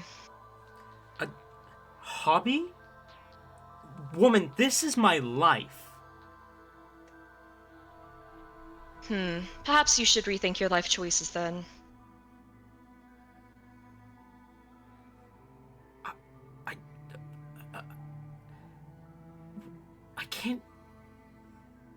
I can't even begin to fathom. What gives you the audacity to talk like that to someone you don't know? And I cannot begin to fathom the audacity to hurt a poor creature and call that your life's work. I'm not hurting it.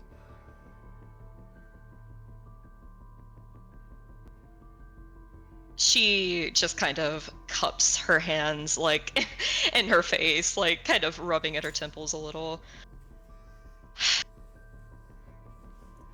Yes, like I said, would you perhaps a generous donation to stop the foolishness, to, I don't know, you need a head start in life to go and do something better.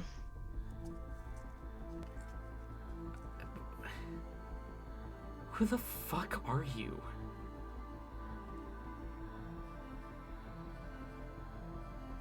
Who I am should not have any bearing on what you are doing.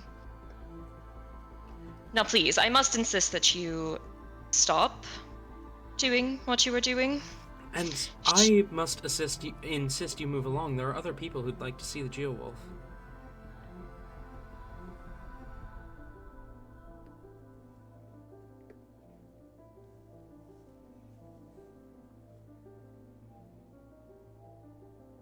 She...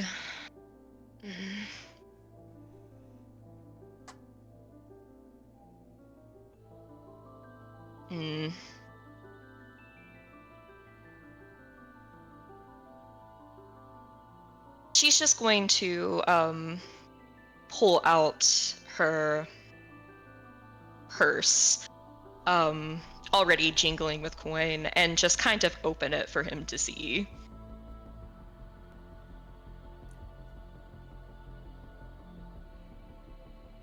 Okay. You college students are poor, are you not? Usually struggling to go by, eating ramen day after day.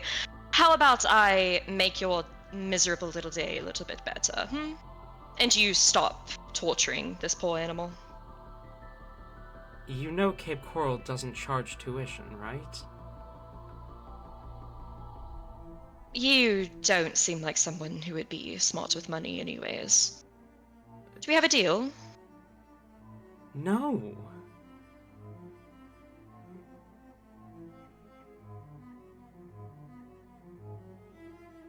Truly? You truly would not accept gold to stop torturing something? I'm not torturing it. It's just basically a dog kept on a magic leash. Move along. There are other people who want to see. Oh my god, Talon, why are you doing this to me? Kill him. Oh, fuck me. Did I just hear a stupid check roll? No, no, you didn't. Not yet. Soon though.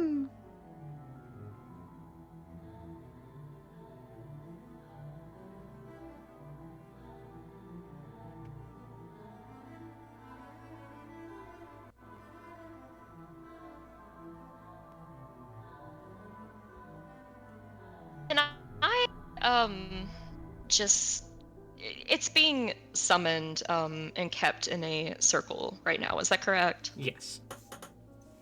Okay. Notably, Mist, you are witnessing this entire interaction unless you want to walk away.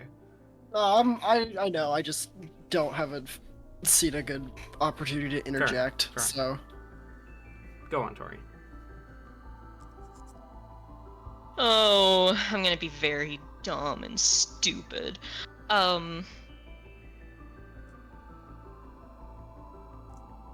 Would Dispel Magic work to get rid of this? Yes. Okay, Yes, it that's would. what she's gonna do. You cast Dispel Magic? Yep. Okay, so what level are your spells? You're just casting at the third level, right? Yeah. Okay, hang on. I believe this spell is slightly higher level than that. So I'm going to need oh no, it is exactly third level. Never mind. You cast the spell as you see the sigil flicker and fade out. What the fuck? Before he's even able to finish, the Geowolf pounces him. oh That boy. is Oh a my god. 16 to hit. He's going to take 10 points of piercing damage and saves on the con save.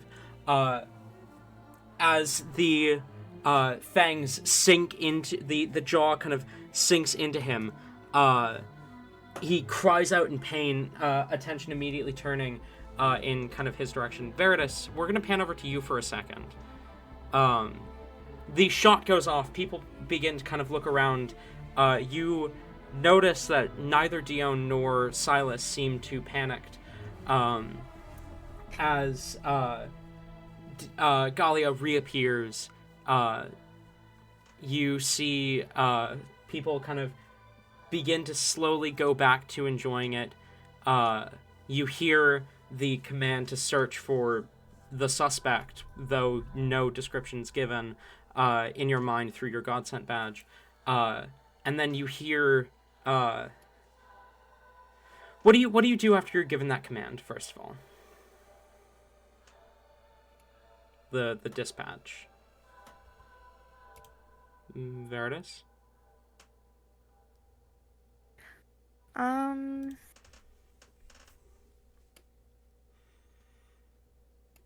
Immediately, she looks to Leo and tells him essentially that she's really sorry, but... It's alright. We've still got another, 6 days left of this festival?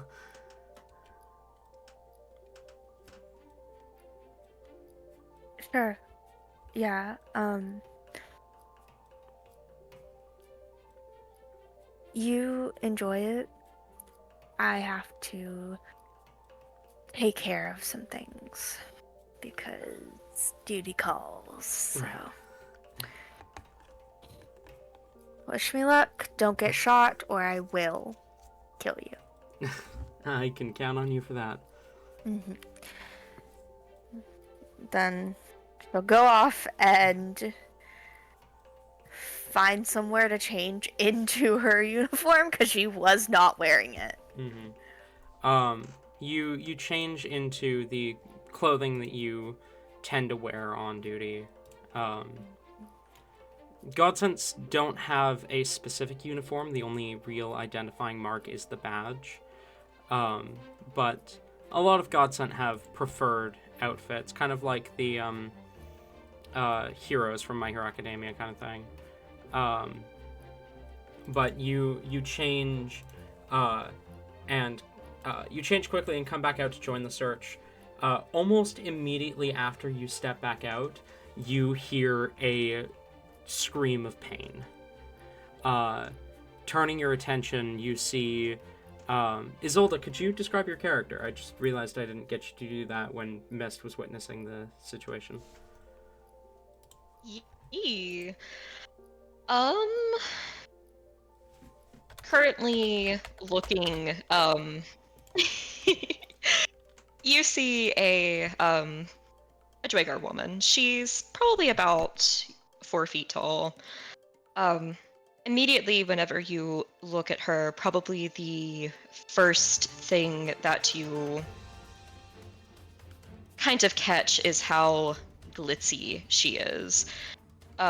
She is wearing a beautiful black dress with white stitching that reaches down to her feet, very shimmery, flowy. It looks like the type of dress that a celebrity would wear to, like, the Grammys or something. It looks immeasurably expensive, very finely made. It's obvious that it was custom made for her. And if you were to look closer, you would see it has little patterns on it. They are purple worms. Hanging from her neck is a quite prominent amulet that is in the shape of like a classic treasure chest. It's adorned and bedazzled with many very valuable looking black jewels. As far as herself, she is quite beautiful in kind of a haunting sort of way. She has charcoal gray hair that is currently done up in like 2 very elaborate buns. Her skin is a dark gray color, but it's noticeably paler than many Dwagar are. Her eyes, you kind of have to maybe squint or search a little bit to see that they are such like a pale color that it almost looks like they're entirely white, but her iris is a very pale blue, like a frozen over lake, perhaps. They look dull, lifeless. There's no color to her eyes, and she has black circles around them that looks like she has never gotten sleep in her life. She has a cute, bulbous little dwarven button nose, and is currently there's a look of extreme panic as she kind of watches this. She's already in the process of doing her best to calm down this creature. So Alright. this is the scene that you witness.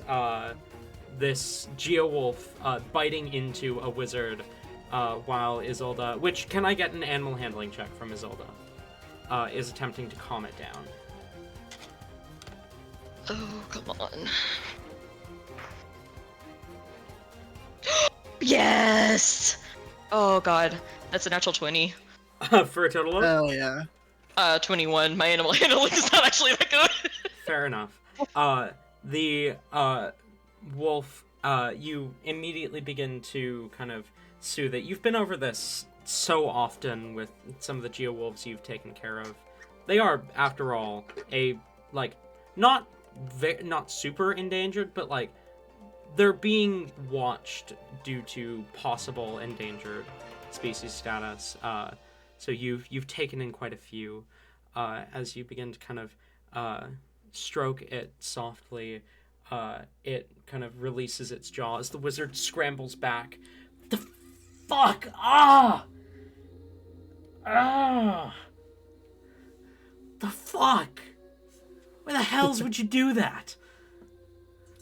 Oh, sorry about that. It almost seems like it wasn't very happy with the predicament that you forced it in, Perhaps that will teach you a lesson. It's just some fucking monster. Why do you care so much? Well, I guess you could say that I am... God, I'm cringing. Isolde doesn't cringe. Isolde doesn't cringe. She kind of like triumphantly kind of lifts her chin, stares the dude down. I suppose you could say that I'm a bit mad for monsters. He's on the line! Yeah! You say you say that line, kind of turn your head. You notice, there seems to be a woman, human, pale skin, dark hair, who is recording this entire interaction. These kind of beautiful blue eyes watching you, through a camera lens.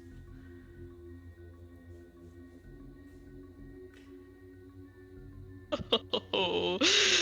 Zelda, my girl's off to a great start. Incredible public image. This is fantastic. She's trying to, she has something under her care now. She's already going to, if she can, just not move entirely, but move a little bit out of the center of attention if she can, off to the side. She's going to go ahead and send a quick text message to one of her contacts to try to see if they can arrange some sort of pickup for the Geowolf as soon as they possibly can. You get a message back fairly shortly. The contact in question is nearby and will be able to come pick up the animal within about 20 minutes. Veritas, what do you do as you witness this? For a second, looks up at the sky like, why me? And then goes to approach. What is the name? Isolda. Isolda. Okay. Fancy. Okay. That was Noodles, not Veritas. I'm saying it's fancy. Yeah. Anyways. Walked up to her, fancy. Hi, what the fuck was that?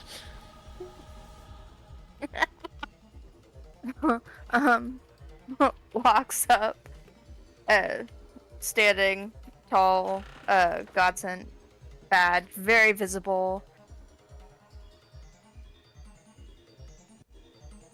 Hello.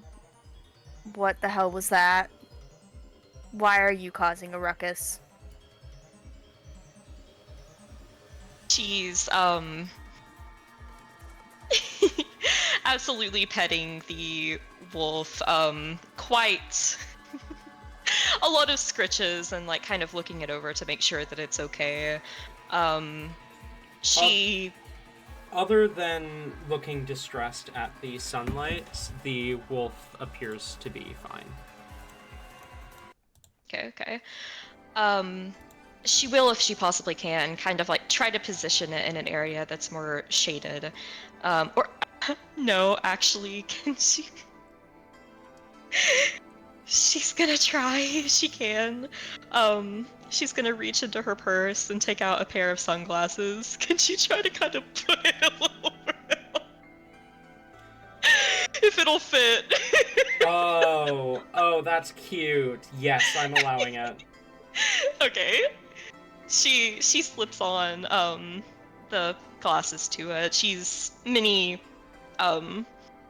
like soothing, like it'll be okay and stuff as you get closer, Veritas. And she just kind of looks up at you, completely unfazed. Yes, I would like to report that I was not causing a ruckus.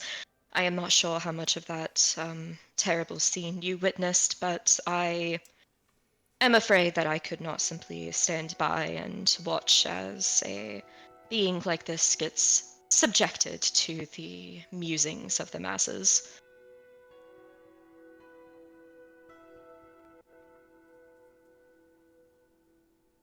Okay.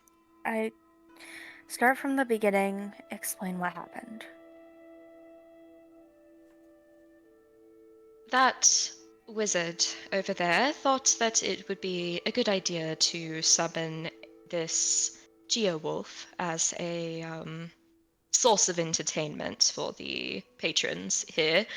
You see, Geowolves are not at all fond of the sunlight. They are from the Underdark. The Underdark, strictly, they are very, very sensitive to the light. Putting them on the surface like this is abuse. It is cruel. It is not something that I, or really anyone who is well learned about them and their likes and dislikes, should witness and not put a stop to. So I politely asked the gentleman to stop. He refused, citing that it is just a monster, so it does not matter. I even offered to pay him for his time or for any work that he had put into summoning said monster here, where he quite impolitely refused.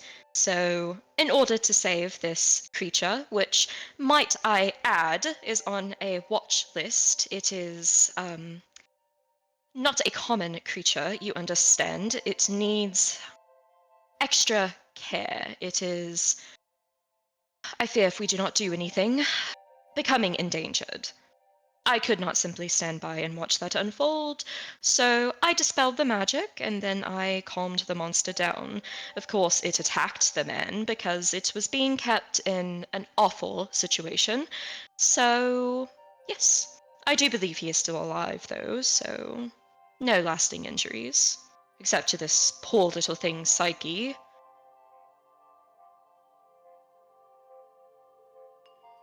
Meredith just lets out a long sigh.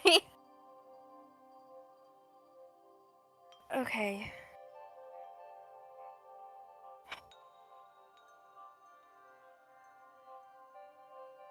Talon, I can call for medical, correct? You can, yes. Perfect. Fairness is gonna call for some medical people, because she's, yeah. Okay. And then turn back.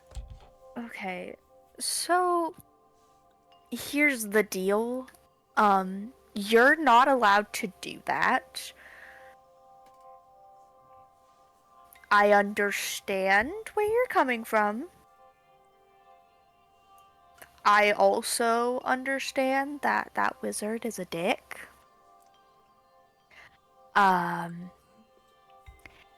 However, you can't be doing that and offering money. It's usually not a good way to do that. I don't get paid enough to deal with trying to fix that.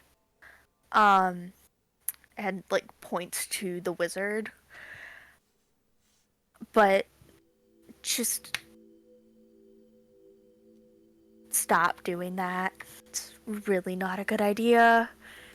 You're going to get either kicked out or arrested or something. Are you okay? Is the Geo-Wolf okay? I see no lasting injuries on the Geowolf. I have already arranged for someone to come and pick them up, a professional that will treat them with the care that they deserve. I myself am perfectly all right. I will note that perhaps this magical institution is not a place for me to visit in the future if it practices such barbaric means of magic, but yes, officer. Thank you for your words. I will try to avoid conjuration wizards in the future. I appreciate your understanding. No problem. No creature should have to be so afraid because they are being kept in a confining environment. Until the person comes, I am afraid that I'll have to kind of supervise. Just to make sure nothing else happens. Ooh, well, Is that okay? Of course. You're free to take a seat in there. If you would like some conversation to pass the time, I am quite knowledgeable on geowolves. I have produced an hour-long video on the subject matter. I would be happy to paraphrase. Were you interested in learning about them?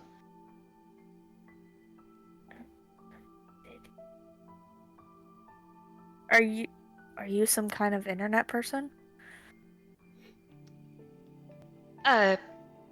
Well, yes. I I do have a channel, Mad for Monsters, same as the namesake of my venture. It is not just a internet presence, though. I run a sanctuary for them. If I am allowed to brag slightly, it is the world's largest. I am very proud of what I've accomplished with them. This beautiful specimen will fit right in. Cool. Cool. Maybe we could find a more shaded area instead of being completely out in the open. I wouldn't want your friend to get overstimulated or feel too in the light. So how about we go? Yeah. Let's go. Cool. We'll start trying to find somewhere more shaded and away from the general populace.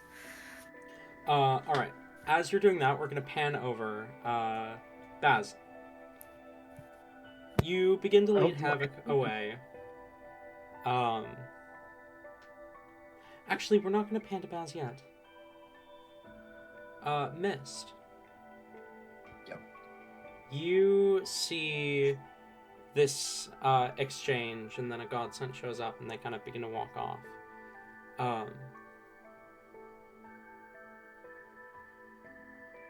You then, for a moment, your eyes kind of glaze over, and you kind of blink away a headache that suddenly showed up. He's telling you to follow them.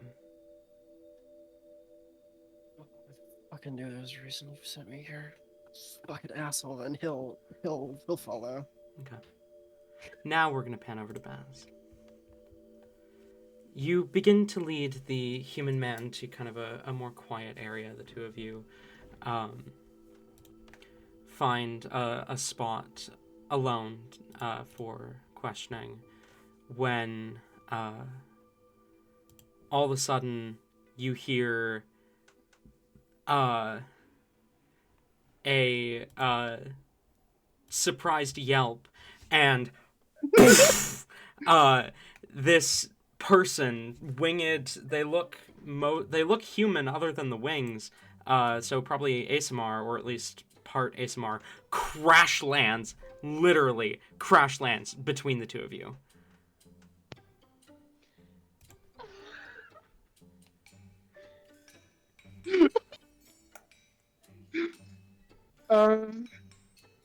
Huh. You do see a glowing godsent badge on their belt. I will say Baz does, like, I mean, obviously there is surprise, but if Avalon doesn't immediately get up, seeing the badge, Ow. Baz would, fuck. What? I looked at Havoc. I said, do you know her? What is this? This is backup? Whoa, hold up. No. Avalon's gonna fluff out her wings and block your side of Havoc. Oh, fuck. Meaning Havoc has the perfect opportunity to escape. Avalon, what the fuck are you doing here? You! What are you doing with that stop sign? What? My stop That is public property. You cannot just run around stealing stop signs. I demand you hand it. Oh yeah, did you make it yourself? I don't have to make it. Well, did you make How those did you? clothes? Did you make? Well, you did make that fall. That was. Hey, we're not going to talk about that. That's not what's important here. Where'd you get that stop sign? I really disagree that that's not what's important here, honestly. Avalon, how did you even fall out of the sky? I tripped. You have wings. You tripped over what? That's not important right now. What's important is you have a stop sign, and I want to know where you got it. I'm a godsend, and I. Oh, really? I pull out my badge. Oh yeah, I got one of those too. Avalon's gonna pull out her badge. Well, I don't know who the fuck you are, but you're interfering with my investigation. What's your investigation about? This kid right here. Avalon, tell her that I'm Havoc? innocent. What did you do? Nothing. Kid, what do you have in your pockets? What is? Okay, whoa, you have no right to search someone like that. I do. I'm a godsend. Look at the badge. Avalon, And guess what? Avalon, it's fine. Not. It's fine. He reached into his pocket, pulls out a phone, pulls out a wireless or a mobile charger, like one of the battery packs. Pulls out his wallet. Pulls out a kind of black steel dagger. This is self-defense. It's within regulation size. It does have like a little knife holster thing. I don't know if they have a name. He's like, this all Sheath? I've got. Yeah, sheath. He kind of sets them down, kind of raises his hands. Do you have like a jacket somewhere that might have something else in it? Okay, hold on. Sorry, I'm sorry. I think we kind of started off on the wrong foot here. Yeah, We're you definitely did. investigating You started off on the ground. Okay. I am Avalon. Avalon Flintier. Godsend. Who are you again? Hold on. I turn around and pull out my phone. And I'm going to message Benjamin and just say, I might have someone here, but there's like a godsend that's kind of messing with me. There's a moment where you imagine the old man fumbling with his phone, trying to figure out, trying to remember how it works before you get a message back that just says, "Where are you?" Avalon can keep talking to me. Yes, I am. Does Avalon keep Silently talking while messaging. Baz is pulling out her phone and texting? Oh yeah, Avalon is like non-stop, just like explaining. I'm gonna need your name. What section are you from? And are you currently investigating? What are you currently doing? Because we're supposed to be investigating the assassination, not whatever you're doing here. Did you see them doing any suspicious activity? What exactly called you to search them? Sorry, Havoc. In the middle of that, I kind of just raise the phone and take a picture of both Havoc, Avalon, and the location and send them to Jam. In the picture, Avalon is like standing, legs spread apart and like arms very dramatically pointing at Havoc, because they're in the middle saying, "What caused you to search them?" Havoc is on display. Havoc keeps like opening his mouth to try and answer the question Baz asked him, but Avalon just keeps talking and he just like shakes his head, closes his mouth. Go on. Alright, I send those pictures and then I hope that that's enough information for him. Because I looked to Avalon and I go, okay, name's Baz. I'm from Melanine. That's my jurisdiction. And for your information, I am investigating the assassination. I saw a figure run this direction, which just so happens to be where our friend here was. Okay, were they alone? Were they with anyone? There were 3 other people there. Okay, I don't know. You might all be in on it. Okay, then where are the other people? You can't just take one person. That's suspicious in and of itself, actually. Where are the other suspects? You don't tell me you seriously let them get away. Fuck, you're right. I fucked up. You gotta go get them. No, you go get them. That's your jurisdiction after all. No, I've already... You both hear a deep voice kind of clearing his throat. Turning your attention, you see a very tall human male in this like perfect, pristine black suit and tie. white undershirt. On his waist sits a glowing a glowing red godsent badge. As he kind of crosses his arms and looks at you, Avalon. What are you doing? My job. Who are you?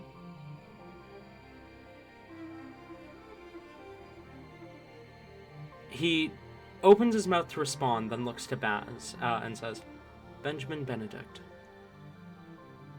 Does Avalon recognize either of these names, Roll history. anywhere?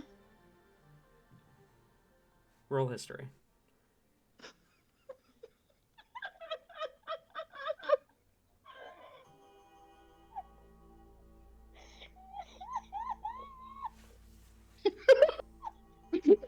Hey, you're adorable. You're so fucking Why are cute. you dying, Ayla? What has got you cackling She in probably the rolled in corner? that one, is my guess.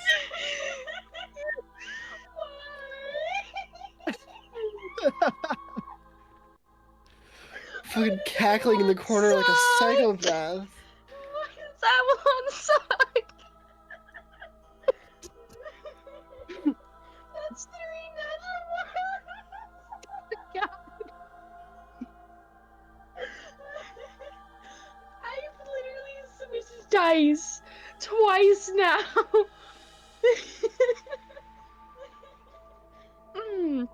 That's gonna be an 8 god.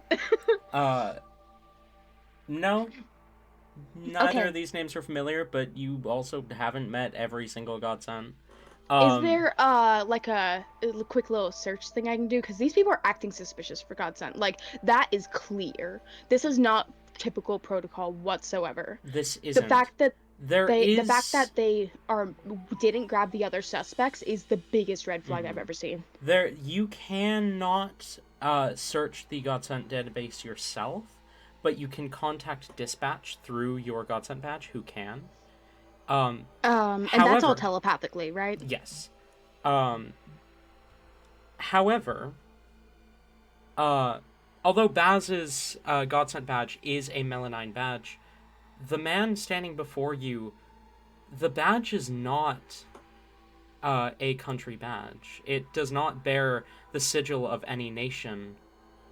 Roll a religion check as you're looking at it. I'm not using real dice anymore. Okay, fair enough. You can roll in Foundry.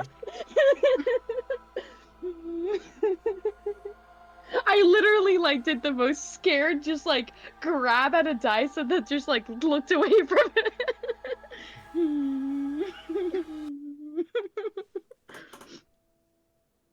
There you go. Okay. Hey! Okay. We're fine. Okay, so 20 total. You recognize the sigil as the sigil of Milo, god of service. A hand holding a platter with a sickle wrapped around the wrist. Godsent aren't meant to have religious imagery within their badge. The only exception is the Holy Birthplace, Godsent born in the Holy Birthplace, which has Chrysalis' sigil as their official sigil. Avalon's gonna call into dispatch. Dispatch can do things telepathically, right? Yes. Okay, she's gonna telepathically call into dispatch. A couple suspects appear to have godsent badges, and then she's gonna give the location. And she's going to mention the fact that they have a kid cornered, who they were claiming to be a suspect, but the kid was with friends and they lured him away. From these quote-unquote suspects. Requesting backup. So, Veritas, as you're sitting with Isolde, you hear this description echo in your mind. Because any contact through the badges to contact dispatch, contact all nearby godsent as well. As you see the taller man kind of look to you, Avalon, and say, "Goes both ways, you know." Oh, I'm aware of that. But I don't trust you. Unfortunately, this order comes from higher than God Sent Dispatch. This comes from the Council directly. Oh? We are investigating a potential world-leveling threat. It is top secret. I see, and why are you luring him away from everyone else? How do I know you're Do you not not- traffickers? Do you not understand top secret? How do I know you're not traffickers or something? How do we know you're not working with him and letting him try to get away? Because I mean, that would've- would make more sense. I He is would've- my cousin. I would have ran when she, blocked. Yeah, you're just trying to make it look realistic. Blah blah blah blah blah. Wait, hold on, cousins? Yeah. Yeah. What are you stalking your cousin? Ew, no! Why? He ran off. And I just happened to find him, and you were creepily trying to lure him into a dark alley, which, is suspicious in itself. That's exactly what kidnappers do. I'm not luring, okay? I'm doing an official investigation. Right, sure you are. Okay. Which is why you didn't grab the other suspects officially. They're not as suspicious as he is. That's not proper godsend protocol. If you actually learned anything. Benjamin speaks up and says, "We are certain our suspect matches the description of this young man, or at least somewhat. Green eyes and black hair, pale-skinned human. I suspect Baz checked the others in the area, and this was the only one who matched that description." Sure fucking did. Look at me, doing my job. Well, seeing Good as job, to by the how way, Baz. you are godsent as well, then I'll be accompanying you for the rest of this investigation. You do not have jurisdiction. Havoc? Yeah, Text your mom. okay. He, She needs to know what's going on. He pulls out his phone, goes to text her, as Benjamin turns to Baz and says, "Although I'm not seeing the jacket or the mask, this might not be our guy." I was asking about them, and then someone decided to fall out of the sky. I didn't fall out of the sky. Maybe if I had been able to properly question them and find out whether or not they actually were our suspect, I could have just let them go. I was gonna answer that question. I left my jacket with Aunt Dion. Not Aunt Dion, Aunt Edelyn. But it doesn't have... I mean, that sounded like an A7 rifle. You couldn't keep that in a jacket pocket. Unless it's a, extra dimensional space, but I guarantee you the jacket's not magical. Yeah, but honestly, that might be a good way for as to how they were able to hide it. Good idea, Havoc. I'll bring that up with forensics teams. You're acting suspicious now. What? What? She's a godsend. She's talking about why... What? Can I go? Am I free to go? I look to Benjamin. Benjamin kind of looks at Havoc. His expression hard before he looks back to you, Baz. As of right now, we have no way to confirm whether this is our suspect or not, and even if it is, we don't have jurisdiction within this plane to take any action. Oh, so you don't have jurisdiction here. So what exactly were you doing here in the first place, then? Top secret. But you see, if you don't have jurisdiction here, you can't be taking people out of areas to areas where you do have jurisdiction Have to you? do Have whatever you? you want with them. I'm sorry. I'm sorry. They clearly don't trust you with the top secret missions because Well, they you do clearly this. didn't send you to any proper schooling or training because you left. Okay, no, that's not important right now. This What's one important? is actively training. That is what this mission is. Oh, that explains everything suddenly. Avalon's going to very judgmentally look Baz up and down. She Baz is is gonna my flip Avalon pupil. off. Please Avalon's try gonna not to stick be out her so. tongue. Please try not to I be love so them. crude with the local authorities. We had this issue on the plane of fire. Yeah, and they were dicks there too. You almost got yourself killed. Doesn't surprise me. I would also watch your tongue. You wouldn't have a job if I hadn't. See, Never mind. I do want to still. I'm going to be following you two because I'm going to be honest. I don't believe that you guys are, well, really God sent yet. And until I get proper. Once someone can clear you, then I'll leave you alone. But until then, you guys are under investigation for potentially stealing God sent badges. God sent badges are linked to the soul of the bearer. They cannot be stolen. Avalon smiles. You'd know that if you Okay. went through training. And you would know that I was simply testing to see if you guys knew the basic knowledge. There are potentially ways to, experiment and, twist things. After all, nothing's not impossible. I just think, it's Benjamin. I'm just saying it's a little suspicious to me that I find someone matching the description of who we're looking for, and before I even get to ask them questions, their cousin just falls out of the sky and diverts our investigation. You would find that suspicious. So would I. Sebastian. She is a godsend. There was just an assassination attempt. The gunshot came from the same direction that you found our suspect. How do you know that? I watched the same assassination that you did. Avalon is now very suspiciously looking at him. I used to trace the trajectory of arrows when assassinations were done with bows. This... Yeah, we get it, old man. Sebastian. No. Sebastian's right. You are pretty old. Sebastian. Hey, that's Baz to you.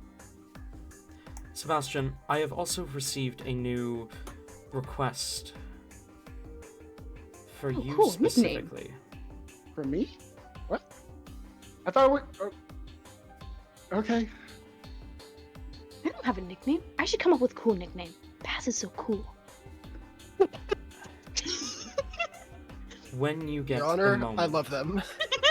when you get a moment, Baz, text the number I'm going to send you. She will give you the details of her request. She was insistent that it be you and not me.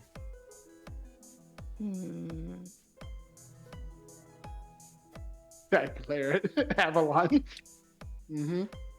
Avalon will return the glare. I hold up my phone and shake it and go, haha, more top secret missions you don't get. You see at this point a woman, one of the woman that had been up on stage, in fact, Dionwada, kind of steps into the kind of smaller area. What in the hell is going on here? Avalon she was going to point and then lowers her hand. Oh, Dion. I found these two I found this one attempting to apprehend Havoc. And it was being done in a very suspicious manner. And they are claiming to currently be running off top secret orders. Hey, you're the guy that the person that was on stage.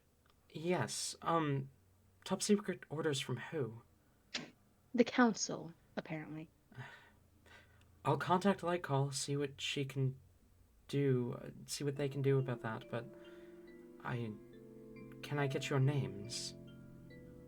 And I can assure you, whatever you're investigating my son for, the Kurtonan police force have already looked into all of the alleged crimes, and due to him having been so young when they occurred, he's been cleared of all charges. Ooh, ooh. I, I looked to Havoc. I'm sorry, that was not the right thing for her to say. Somewhere in the abyss, Whisper shudders.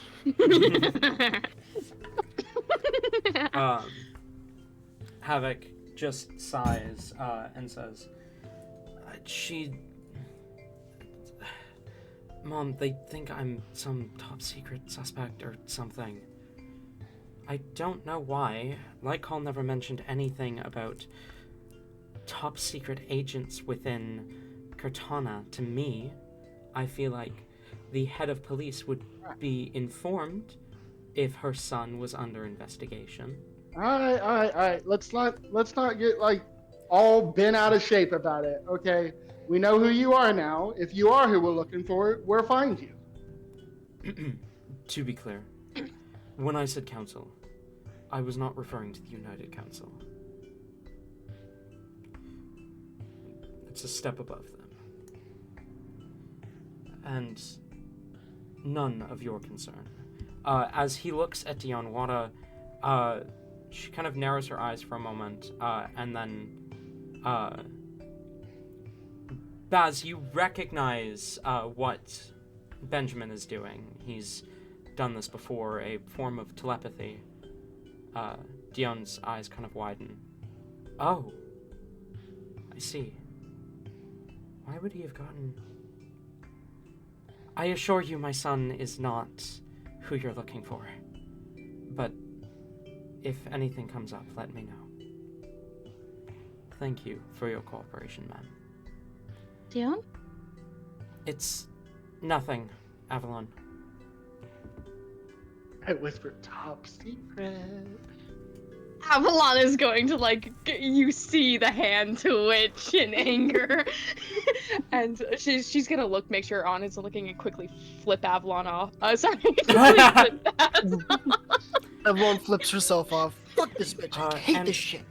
Avalon, need I remind you to stop getting involved in cases that have not been assigned to you? But I was... it was assigned to me. I was... The assassination. The assassination. They made it clear that that wasn't what this was about, did they not?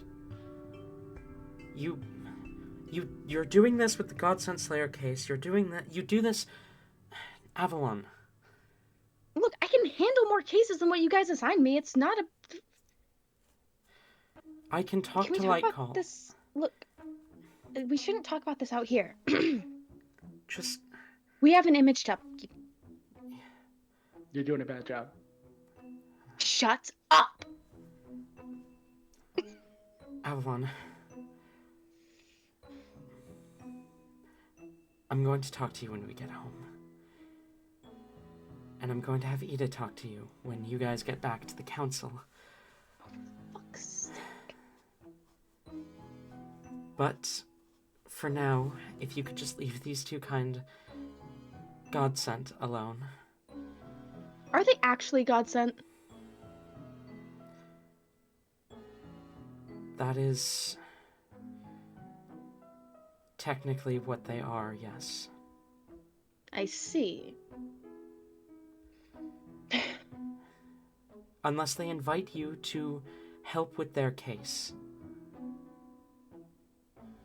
Oh, but it's top secret case. I get it.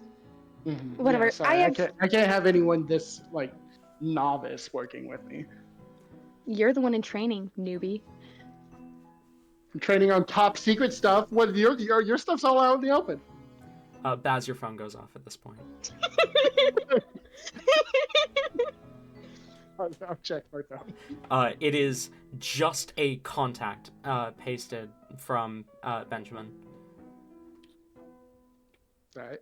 I will ignore whatever Avalon is doing at the moment to copy the number, paste it in my text messages, and just send like a, "Yo, what's up?" The recipient responds with, "The godsent you're talking to. Bring them to me."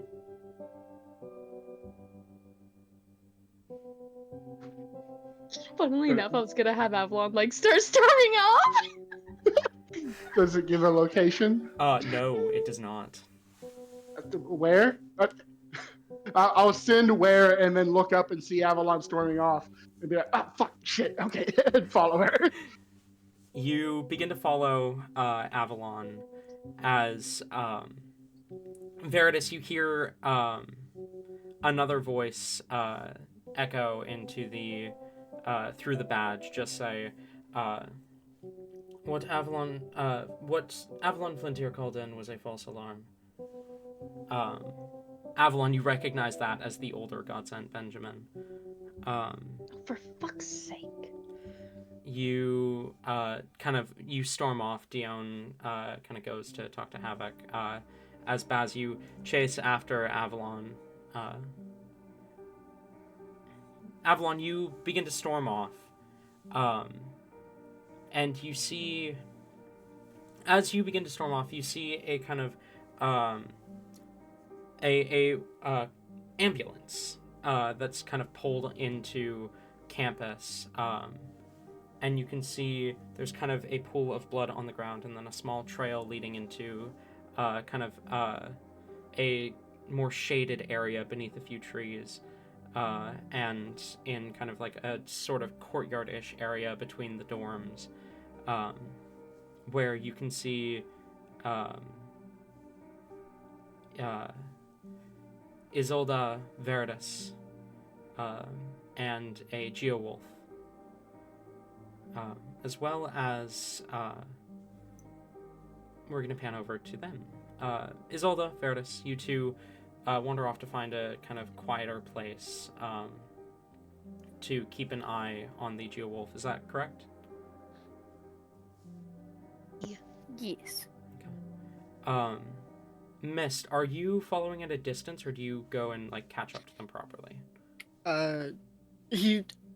He would follow at a distance, not because to be like weird and stockish, but because he was already at that distance and isn't going to make an effort to catch up. Fair enough. He'll reach them when he reaches them. Okay. You guys find a place to kind of settle and see someone approaching. Mist, if you could describe your character for us. Mist is a 5'8" tabaxi. His fur color and coat is that of a tuxedo cat, with like a white kind of blotch on his face. He's wearing on his hand and white blotches on his hand paws and a couple little. And yeah, just on his paws, he's got kind of like a dark amber-esque eyes, a little bit of floof kind of bouncing as he walks, as he notices he's wearing like business casual, but also a little bit extra. He's got half moon slit glasses that have the like chain thing that goes from the sides of them down to where his neck is, then across, so we could hang them just around his neck if he needed to. And as he's spotted, he'll just kind of give a wave and like almost a half forced smile, and then make his way over. Before you're spotted, Mist, as you're kind of walking up behind them, following at a bit of a distance,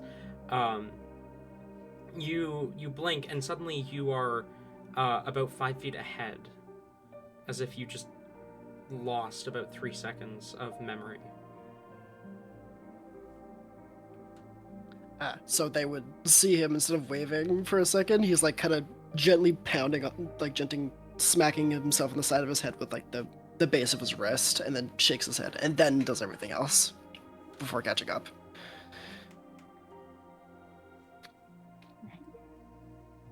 Sounded like you guys were talking about like a free lesson about whatever this is. It sounded far more interesting about like half the other things here. Mind if I listen? Zelda looked like a little unsure about someone approaching at first, but immediately like breaks into a smile at a seemingly shared interest. She'll nod. Oh, of course. Are you a fan? Maybe. It just sounded interesting. Sorry, I know you said you had some kind of channel. I'm awful at eavesdropping. I'm really sorry. It's a bad habit of mine. I don't know you, but I'll make sure to look it up when I get the chance.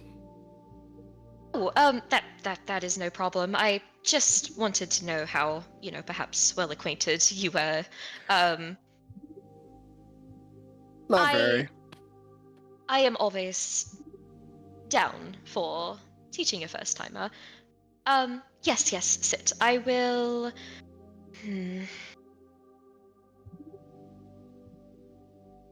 Give you the raw version. No notes, no references, anything of the sort.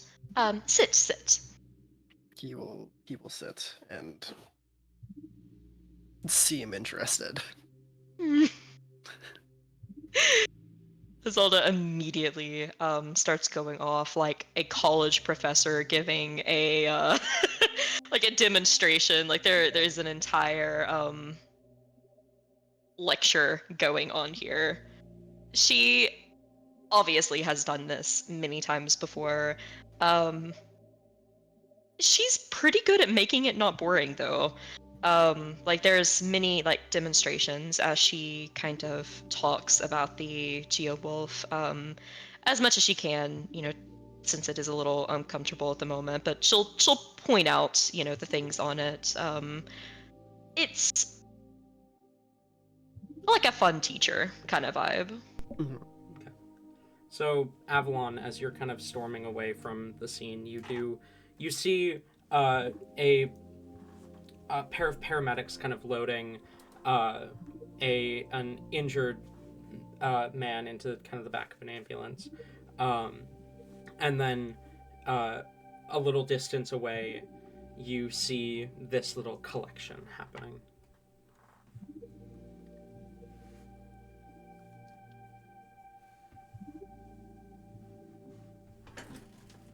Avalon fucking died.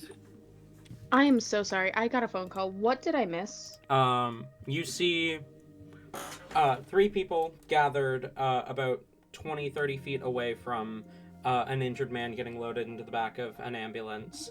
The 3 people being Veritas, Mist, and Isolde.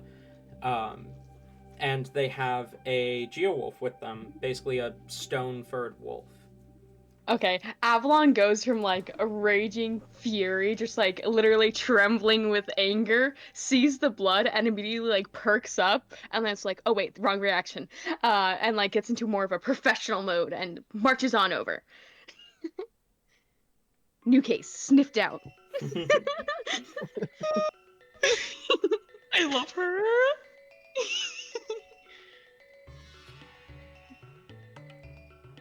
Avalon is going to approach the group, surveying the bloodied ground. I see things of art. Oh no, I forgot to talk to Noodles and you, Talon. Do Veritas and Avalon know each other? Have they ever seen each other? Anything like that? They've probably seen each other if they aren't close. Okay. I realize now that's something we completely skipped over. I had assumed that they did know each other just because Same. what happened Okay. last time. Same. Okay. Avalon They will at least know each other. yeah. Okay. We'll just go with the flow of this, okay? Yeah. Avalon will approach and nod towards Veritas. I see everything over here seems to be taken care of. What happened, if you don't mind sharing, Veritas? Yep. I've already got it covered, Avalon. Oh, Just come on. a little misunderstanding. Bloodied one at that. Oh, very blood-curdling screams as well. You Ooh. weren't that loud. Yeah, but it I would sounds ask if everyone's alright, horrible. but I think the answer to that's pretty obvious. Yeah. Long story short, wizard dude had a Geo Wolf. This person points to. I can't. So sorry. I'm getting text messages as I'm speaking. Just Same. It's fine. I'm fine. Cool. Character. Okay. So sorry. Points to Isidore. It's and continues. She saw the Geo Wolf, realized that they were not happy, it was a bad situation. Told the wizard guy to let it go. Explained a bunch of stuff, offered to pay for it. Wizard guy said no. She essentially released it, attacked, and now we're here. There's somebody coming to collect the Geo Wolf. I've just been kind of keeping my eyes on the situation. You're all caught up now. Were you there at the attempted, well, I'm sure you've heard over the comms, but do you have anything on that by chance? Were you at the ceremony? Yes, I was there. I don't want to talk about it. Baz, it's probably about this point that you catch up to Avalon. Hey, wait, what the? What the Hi! What are you doing?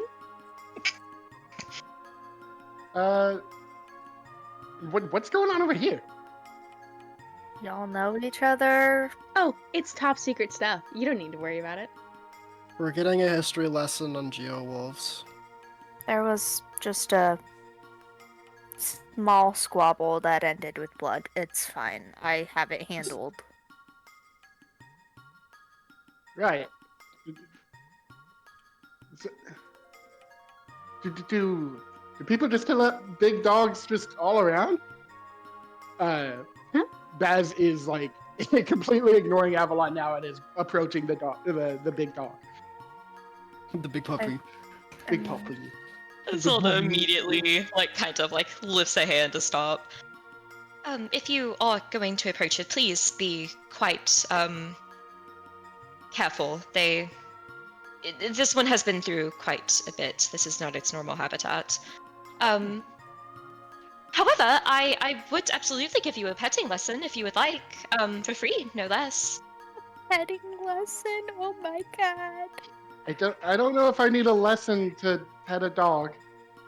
I'm It is a quite well versed in geowolf, it. not just a dog. Oh, I am too, of course, in the common Canis domesticus, but this is a geowolf. The petting technique is quite separate. All right, then show me how you do it then. I would be quite interested in learning as well. Oh, boy, we're a whole group now. Awesome. Isolde's Avalon. absolutely beaming. Avalon stepping right up next to Baz, taking this very competitively. Baz, your phone does go off at this point. Dang it. At some point in Isolde's lesson, when she is not looking, I try to quickly look at my phone. It's a text from that contact that just says, "Good job. Keep this group together." Good job. Okay. Sure. Proud of you, little buddy. Ruffles your hair. Aww.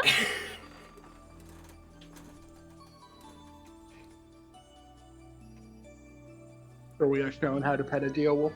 You are Yes, shown how to pet a absolutely. Geowolf. Oh yeah. Are we Oh. allowed to pet the Geowolf?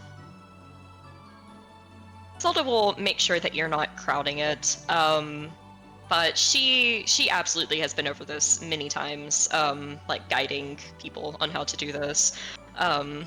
She is quite a trained hand. She does make, almost to like a silly level, a point of like exactly where to like stroke it, like where sensitive nerves might be on it, that the good scratching spots, basically, to put it in It's- layman's terms. It's almost like petting a shark. Is the closest comparison that I have in real life. Sharks look very soft. Mm-hmm.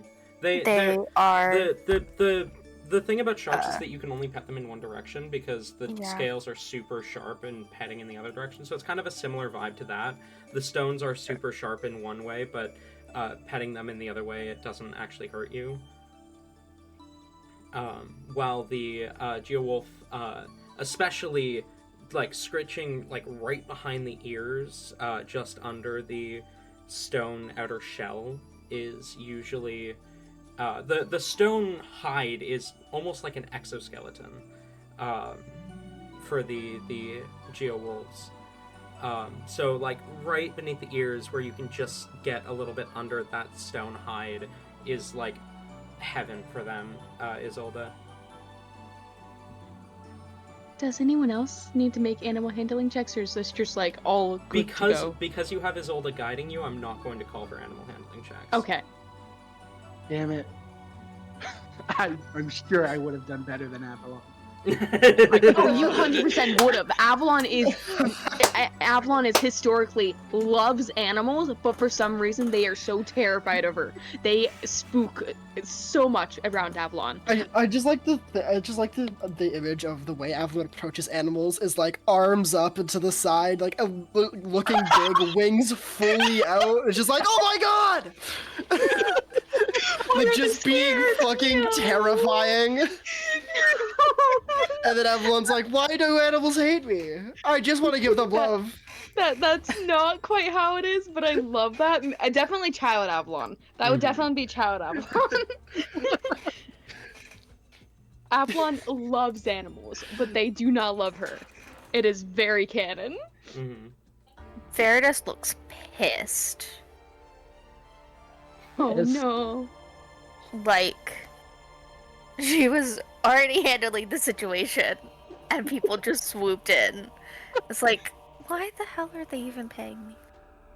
Baz is not handling anything other than petting this Geowolf. Like she is petting it exactly as she has been shown, and she's going, "Who's a good rock puppy?"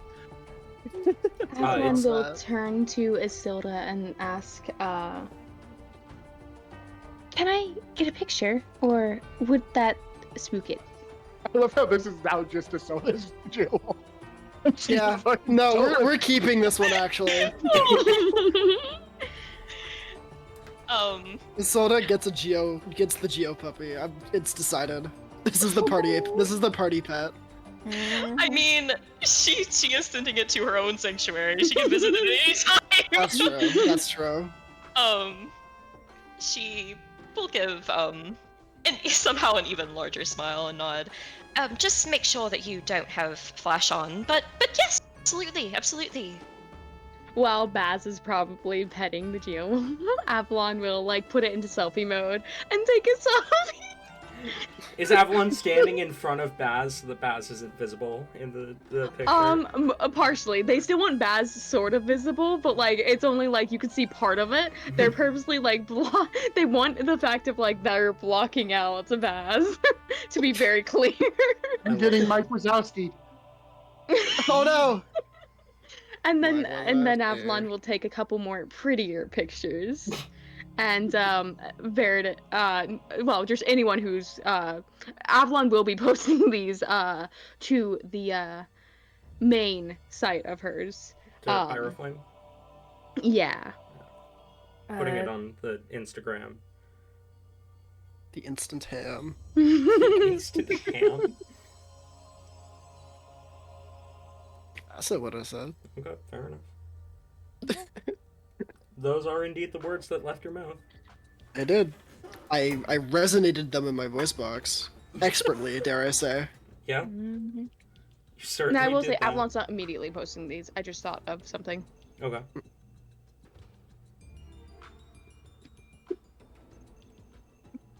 This is doing all he can to be engaging, but he very much just doesn't want to be here, and it's starting to show. Okay, well, I do think I have work I need to get back to. You all have a wonderful Hold on. day. Is this not work? What was your name? I looked at Veritas. Veritas. Veritas here that clearly needed backup. Okay, well, that's what we're here to do. absolutely did not. Why are you here? Oh. Avalon's like wings fluffed up in like a brief moment of like backup. I gotta be helpful, and then immediately drops. Well, I'm out of here. No, Well, I mean, look at her. I gesture towards Isoda. She's clearly dangerous. Like, any moment. Excuse you? What? God damn, is your I'm- entire personality just like piss off everyone around you? Sometimes it might. Yeah. That- Maybe we should stay here and talk about it. No. What the hell is wrong with you? Look, I have actual work I need to get done, so I'm Yeah, like what? investigating a case, the assassination case, the case that God said. You had no problem dropping that case earlier. I didn't drop it. I'm waiting for like no, but you fell out of it. I love that. It dropped you. Oh, that's even better. Yes. We are not having this discussion, and Avalon is spitting on her heel. Look. Okay, I'll tell you what I saw. I did see someone flee, and I was being truthful. It was in that direction. This And is you taking didn't the follow them? opportunity. This is taking the opportunity where you guys were all arguing to get his turn in with petting the Geowolf. Fair enough. They were like invisible. They have you ever played Halo? Oh my I love that god! game. I forgot that was a thing that we used to have Avalon like canonically be actually kind of good at. I forgot about that scene. Avalon's eyes do definitely like light up, and her wings fluff up for a moment. Oh, I love Halo. Yeah. The Arbiter is so cool. But like you pick up the stupid power up that makes people invisible, and it's dumb and it's bullshit. But like it looks kind of like that. I mean, it might be bullshit, but it's also really helpful if you have it. So like, Yeah. Well, I mean, I don't need it. I mean, true, but like, it's still fun. It makes the game more. You gotta pay better attention. Mm-hmm. But anyways, you said they had some. They Speaking had one. Speaking of They had a paying power-up? attention, yes, they had an active camo power up. They must. And why wasn't this It up. reported? Why wasn't this called in? My badge is broken. Look, I've been meaning to get a new one. When I'm on top secret missions, I don't really have to report things. Avalon's going to try to subtly touch her badge and just like try to make a link and just. Could Veritas try to make an insight check? You can. On who?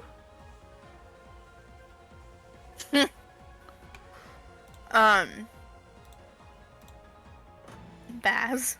Okay. You absolutely can. Go ahead, roll insight. I can Okay, question. specifically if, like, the badge is broken, kind of like that whole part. Yeah. Go ahead. Now I'm just gonna roll insight on someone's entire person. Mm-hmm. The I need everything about you. Backstory. Now, Right that now, hand it over. is 18. Badges I would do like- not stop functioning unless the bearer dies. I would like to also have Avalon make an insight check though, just Go on Baz as a personality. Go ahead. Oh my The concept of Baz. 15. Tabby, what does a 15 get Avalon? Baz is super straightforward. I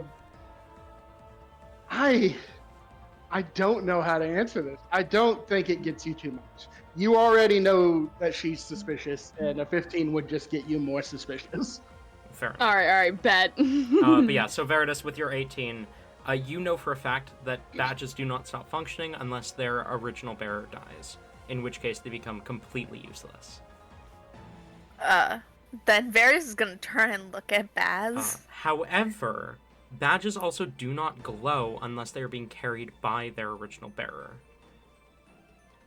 I will note Baz does not have her badge visible like the other two. She pulls it out and presents it when she needs to. Yes. Varys is Another gonna red turn flag. to Baz. Could I see your badge? I've never heard of anyone's badge breaking before, and now I'm worried. I mean, nothing's impossible. Yeah. I'm aware of that, Avalon. I will reach into my pocket and pull out my badge. Okay.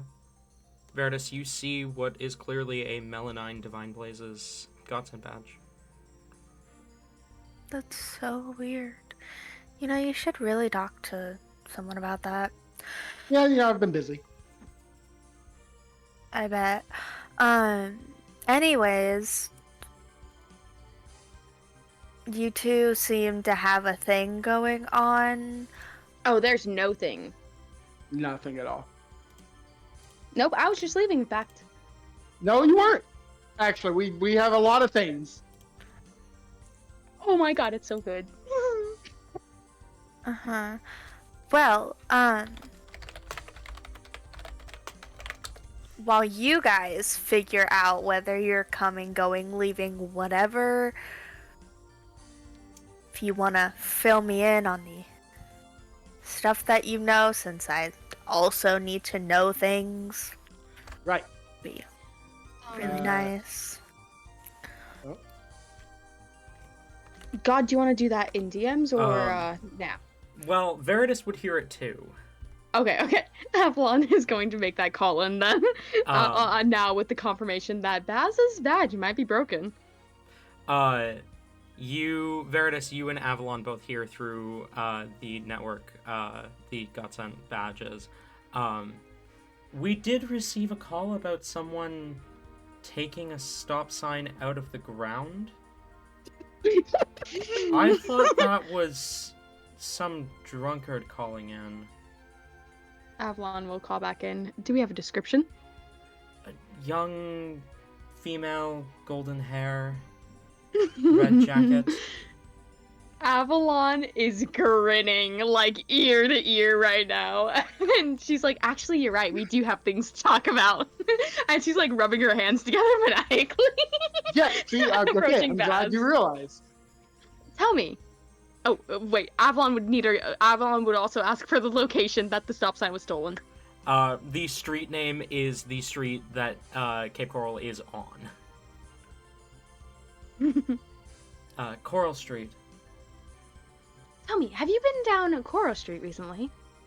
I don't remember street names very well. Well, I'm sure you're aware that destroying public property is, well, it's a crime. I mean, You do know that, right? I gestured towards the badge. It's like, well, I mean, it was necessary. Wait, you destroyed public property? No. But then stops and thinks, fuck. Did you actually? Oh my god, that's epic. And Verdus goes to high Verdus! five Baz. Avalon looks appalled, like wings drooping, just like, what the fuck? That's absolutely high five Veritas. He goes, fuck yeah, I did. Check it out. And I pull out the stop sign. No, this is not. Oh, that's cool. You can't just go around destroying. You have to put that back. Why would, no, souvenir. No, Okay, it's not fine. yours. Avalon. It's chill. It's not that serious. I'm sure we can get a new stop sign. No, it is serious, Veritas. You can't just have one person running around with a sign, because then suddenly you're gonna have all the kids running around ripping up signs, carrying them around. It's happened No, before. It you're will happen not. again. Look, if it happens, we'll deal with it then. No, this is a crime. It needs to be dealt with. You're can't telling me you've never committed a crime on the job for the betterment of the job. Really? How is this for the betterment of the job? Well, now I can tell people to stop. If they're like really far away. Avalon smiles at that and then like immediately goes into like a death glare. She hates that she smiled at that. hilarious. That's beautiful.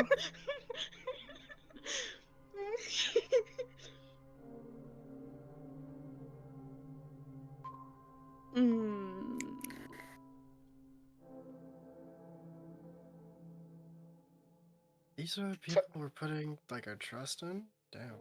It's still pitting the Geowolf.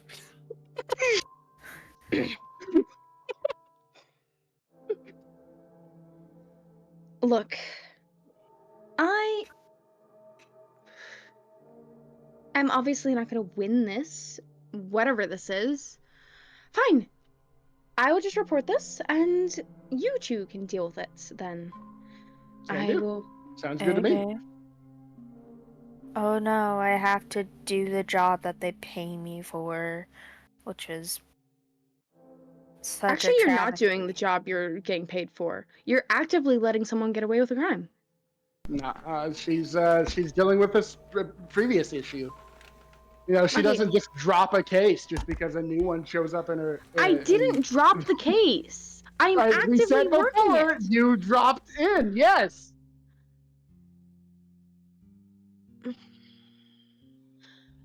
I am still actively on that case. I don't drop cases. I never have dropped a case. I always finish my case and solve it. That's not about to change now. So is Veritas. Look at her. She's doing a good job. Good job, Veritas. Curtis is doing a good job. So are you. Baz, your phone goes off Aw. again. I check it. God, The, will you mes- stop checking your phone? the message simply says, become friends with them. All of them. Oh, fuck. That's dude. wild. Oh, you're Oh cooked. no. You're so screwed. Missed, you blink and you miss about 3 seconds. Hands on his head again. Does it look painful when you do that? What? No, I was asking you, Tate. Does it look painful when your character does that? No, it's not like actually knocking yourself in the head. It's like when like you have a bit of a headache and you like rub your head a bit. It's that. It's just there's like a couple taps as well. Okay. It's like when it's like gently knocking something to try and not like put something back in place, but it won't really fit. So you like tap it a couple times. It's like that. Okay. So then how I imagine this looks is Bass looks down at her phone, like rolls her eyes at Avalon telling her not to check her phone, and then like face drops like fuck, and then looks up and goes and is searching for something else to talk about, and then is like, hey, do you have a headache? Like we can go get Advil or something. Just for a second, they come and go. Sorry to worry. You should go get that checked out at a hospital or something. That doesn't sound Oh. safe. Oh, trust me, I have. I'm on stuff. It's fine. Drugs. I'm sorry.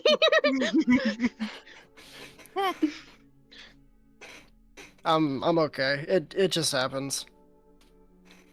It's not as bad as it used to be. Don't worry. This is about as good as it's gonna get. Well, I'm glad you're at least feeling somewhat better than what you previously did. I'm chilling. He does like 2 thumbs up. Avalon will do 2 thumbs up right back, mimicking the jester. Missed. Your phone goes off. Okay, he'll check it. Yeah. Okay. There's a text from D. It just says, there should be an Ethanium dealer around there somewhere.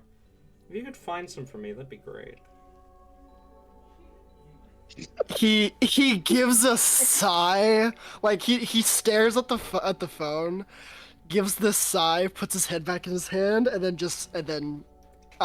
then texts back. Where do I start? You just get a shrug emoji back. I know one of the professors used to be addicted to it. Which text back? Which one? I don't There's know. so many. I don't think she works there anymore. How does that help me? Can't imagine why she wouldn't work there anymore. Every single text Miss sends back, his face gets more and more annoyed. I just know that she was able to get some Ethanium in the city somewhere. Is there like a time limit, or do I need to do this immediately? Nah. Just bring me back some when you come home. How? What? Okay, because I don't know. What is this? How Okay. illegal is this? Cocaine levels. Ah, okay. Oh, Perfect. Hell yeah. Yeah, Cool. It is And the a very bad, very illegal, drug. That is, I believe I have it marked down as a hallucinogenic, technically. Love that. Love that. go ahead and ask about that to the 2.5 God sent here. I was about to say, like, hey, do you guys know where? Half? How is You're it? not even How a is it? quarter. How's Ethanium. it No, I was pronounced? talking- I was talking about you. Ethanium? Oh, Just looks up. Do you Ethanium. guys know where an Ethanium is? No. My roommate Well, wants some. I have to bring some back. So you text back. So there's I'm having a stroke. So I you wanna have see no that in clue where I text should. You have no clue where I should start. Just a shrug emoji. Fuck you, and then he closes his phone. Amazing. And then he looks back up to see what everyone else is talking about, and praying they weren't staring at him the whole time. all eyes on you. It's just like the loom. Hey, I'm realizing, like, we've been sitting here talking for, oh God, what has it been, like 5 minutes, and we haven't even figured out everyone's names. That's like really weird, isn't it? Maybe we should go around and introduce ourselves. What, are we going to a bar later? Do you wanna? I don't. Kinda, what? actually. I'd be down. why are Sure. you trying to get cozy? No, thank you. Okay, well, Veritas, Avalon, I already know you two. Missed. Oh, gee, thanks. Take away the opportunity for us to introduce ourselves to the other people. Real Will do. nice, Baz. We already heard your name. Okay. I look Missed. to our remaining person who hasn't introduced herself. I feel like Azalda is also kind of like looking at her phone, like probably sending like quite a few like, dude, where are you? To like Bitch, get here faster. You get a text back that just says ETA 5 minutes. she kind of just like sighs and like puts her phone down. Isolda. Oh, Great. Fuck, what's the next step of making friends? Me. Me? Yeah. I mean, we're going to a bar later, so Yeah, We're we're, pretty we're, locked we're in. locked in. We got it. we're like he does like a weak fist bump.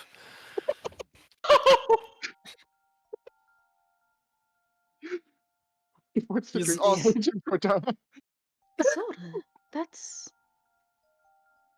Huh. Very pretty name. Oh, why, thank you. Avalon is quite unique as well, quite beautiful. Not as pretty as she is gazed upon. okay. So we're I'll going be to a right bar. back. They're hanging out later. We're going to a bar. They're going to one of their places after this. Mhm. That's literally what the name means, guys. Which one of us is taking Veritas? You know what's funny? Neither Avalon nor Isolde's homes are on this continent. Which is perfect. That's where you mean- get the hotel room. Easier cleanup fee. Christ. You gotta change Oh. those sheets, Basil. So Veritas, the bar or the hotel? Which one? I think Noodle said they'd be right back. Yeah. Damn. Also, Noodles is on their way to the bar. Honestly, same. No. Tabby asked what the drinking age is in Cordana. I did, Uh, yeah. Well, okay. Oh It boy. is based on age. So depending on your race, it'll depend on whether you're like how old you have to be to drink, but it is the human equivalent of 19. Mm. What does mean? Baz is 18. Ah. So we are not going to a bar. Nah, you don't know that. I don't. No, I don't. Oh. I mean, knowing Baz, she probably has a fake ID. Yeah, Oh, I mean, I have a absolutely. fucking godsend badge. How's that not enough? Yeah, fair enough. Well, True. I mean, Avalon. a Godsend badge also doesn't identify age. Yeah. If I'm old enough to be a godsend, I should be old enough to drink. That's fair. not true. Hold on, no. Avalon has been a godsend for. Avalon is like the youngest godsend, actually. Well, you know, Avalon then you're when she an first exception. started. Well, fuck you. That was freakish. Well, fuck you, Cackles. I'm sorry. The fuck you came out of nowhere. And you had to try and play it Damn. off. I understand. Okay, so in character, did Mist actually suggest a bar? He would have said it, but and then would have continued playing it like as a joke. He has no intention on going to a bar. Damn. Pity. Avalon can legally drink. Haha. No, sorry. The only place he's going to after this is drug smuggling.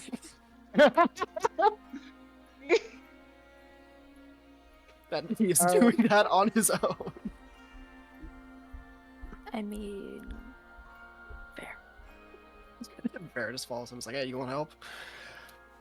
Moving on.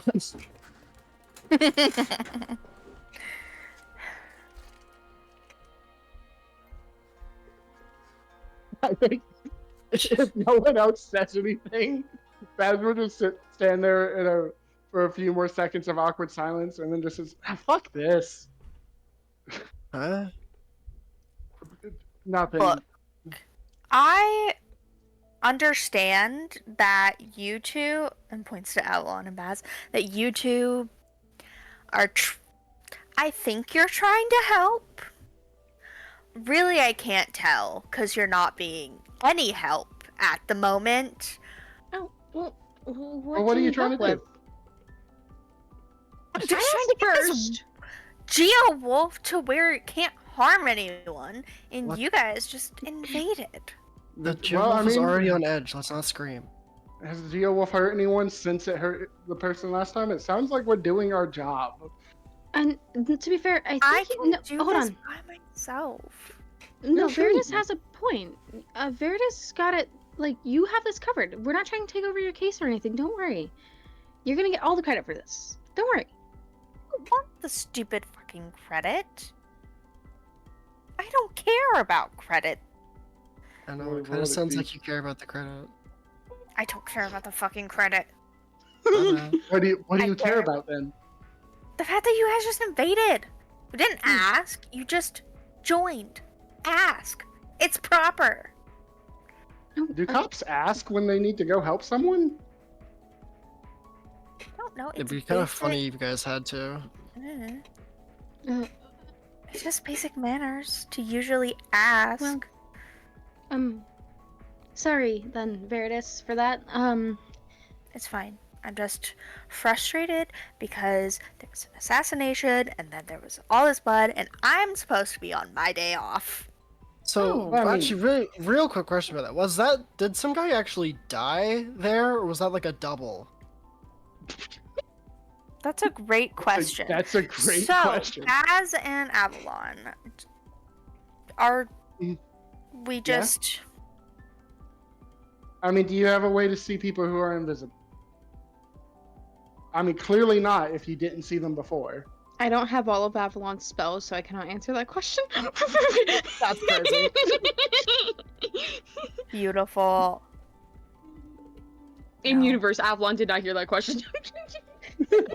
In universe, Avalon like blanked out for that question. yeah. Sorry, God. I'm a disappointment. You could never disappoint.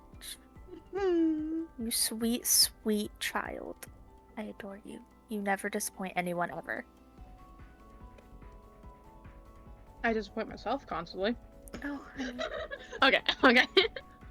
Like, for real though, did someone actually die? Because, as cool as it was played off, what the fuck? Yeah. I feel like someone did, because like the body was still there, wasn't it? Hey! Yeah, That's they not proper dragged content. they dragged a corpse wait. away. Not proper what? Baz, that's not proper content. No. You don't do that. Don't do what? You need not worry. Citizen, the Godsons are handling everything. You are Ew, safe. No, stop.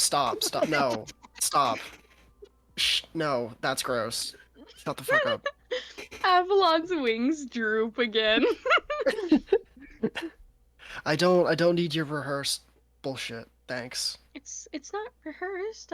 It clearly is. You just like put on a whole act and it was giving ick. it was Oh. cute. I have the it. I'm getting the ick.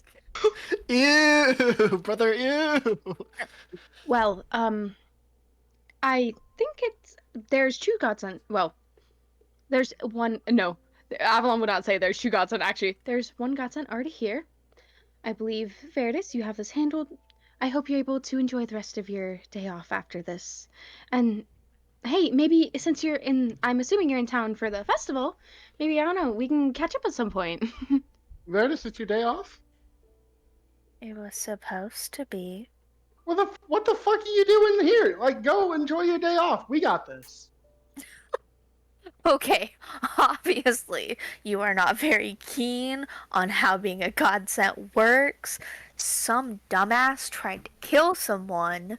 That means that I don't get a day off.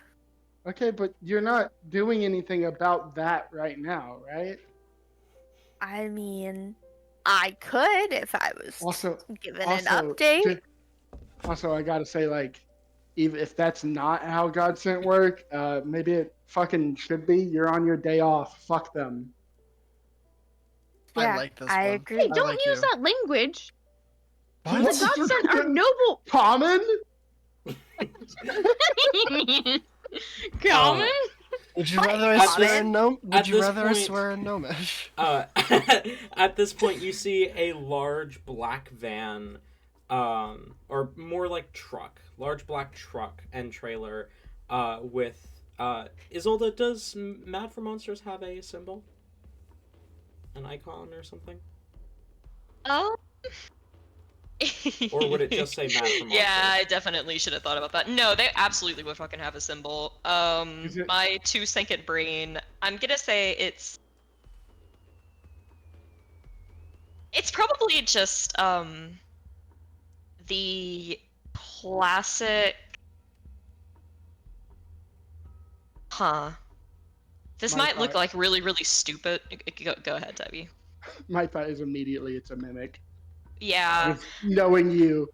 No, that's what I was going for. But like I think it's a classic like treasure chest mimic with like its mouth open, but each of the fangs is like a separate monster.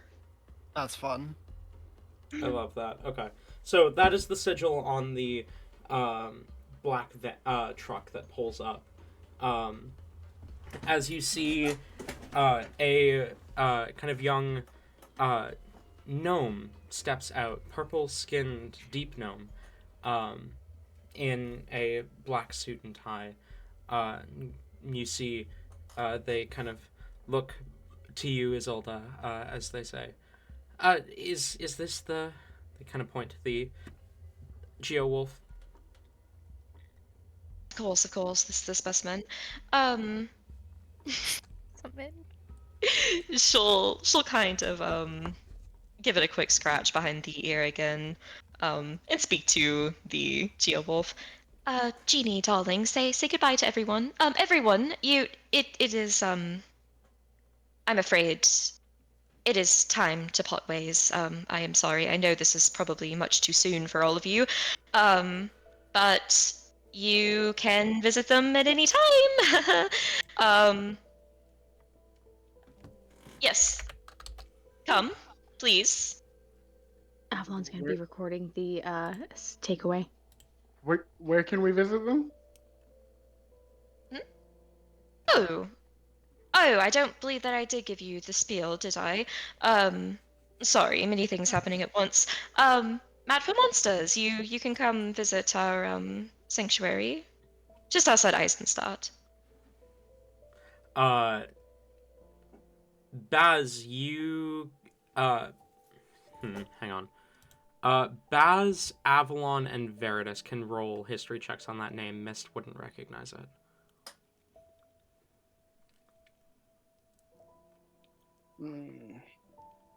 History. You know, I'm kind of liking these digital dice. They're treating me so good today.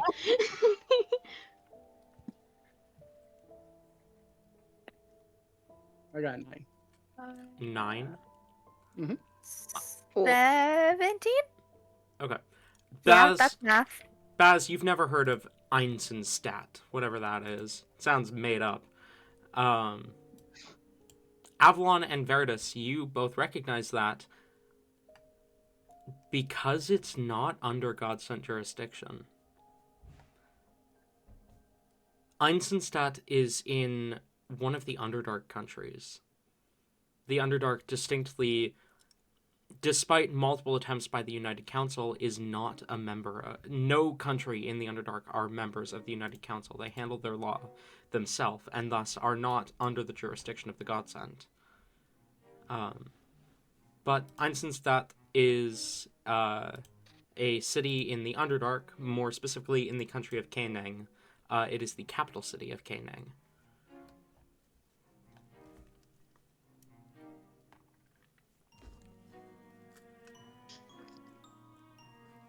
Right, yeah, I'll make sure to put Einstadt on my my list of places to take a vacation to. If I ever stop by there, I will definitely check it out. Do you only have monsters or do you have other creatures as well?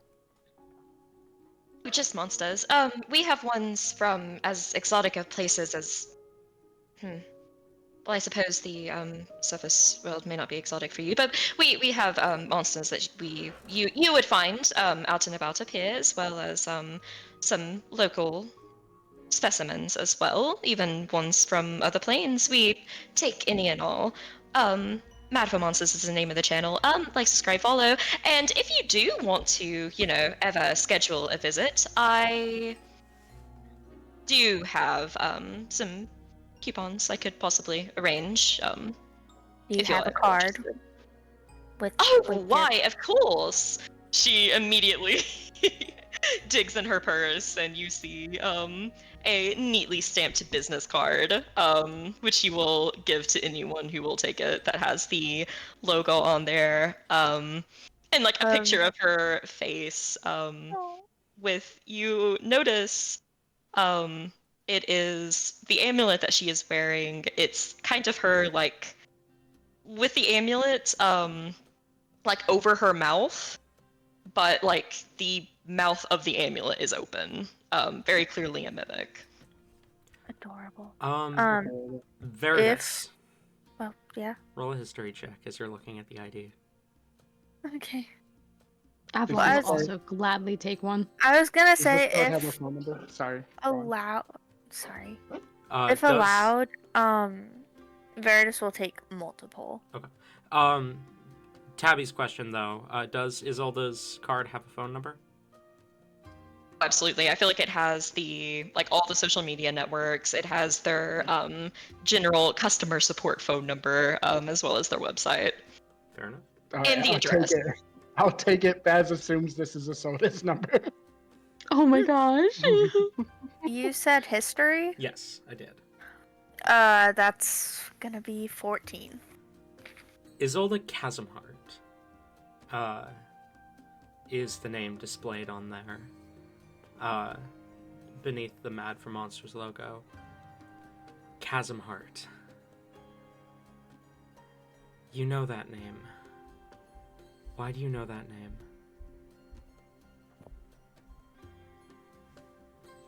You're not sure, but you definitely have heard the name Chasmheart before.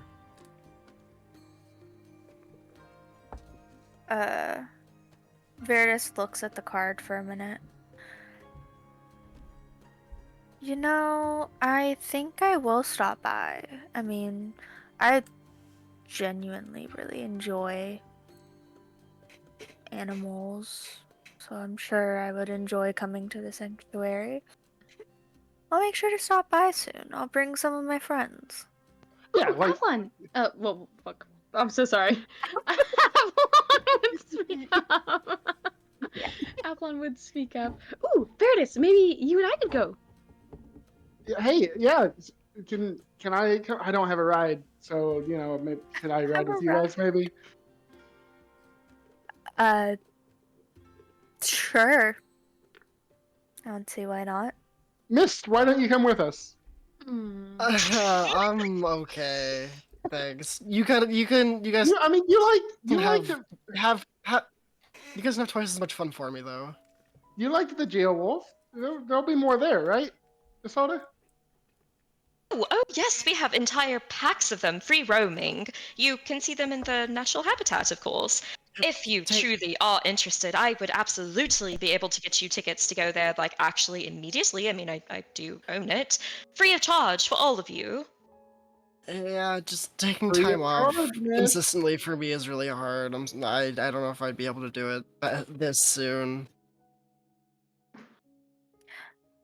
If you're Miss, really what- interested, I could cover any fees that you might accrue for whatever job. What's your wage? I can cover that for you for however long it takes.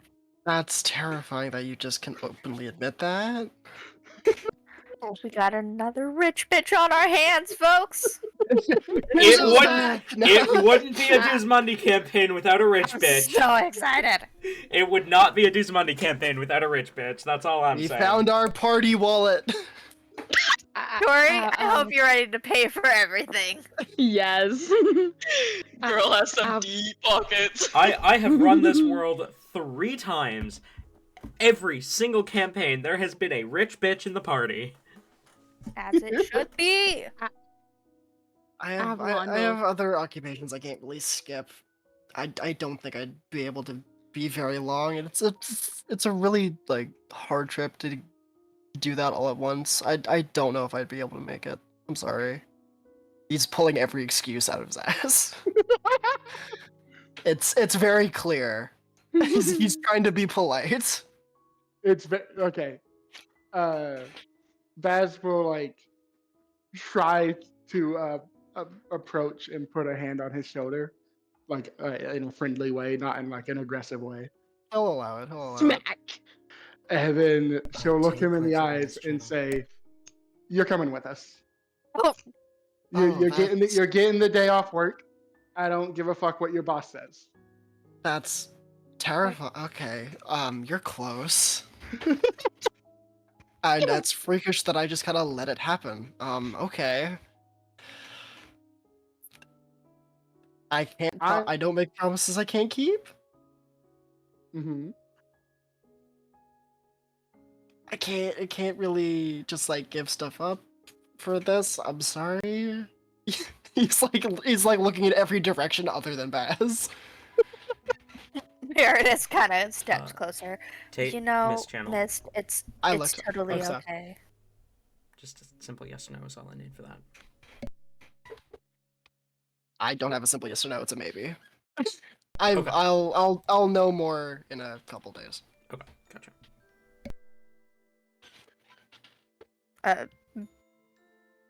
Meredith is just like, it's totally okay. No pressure.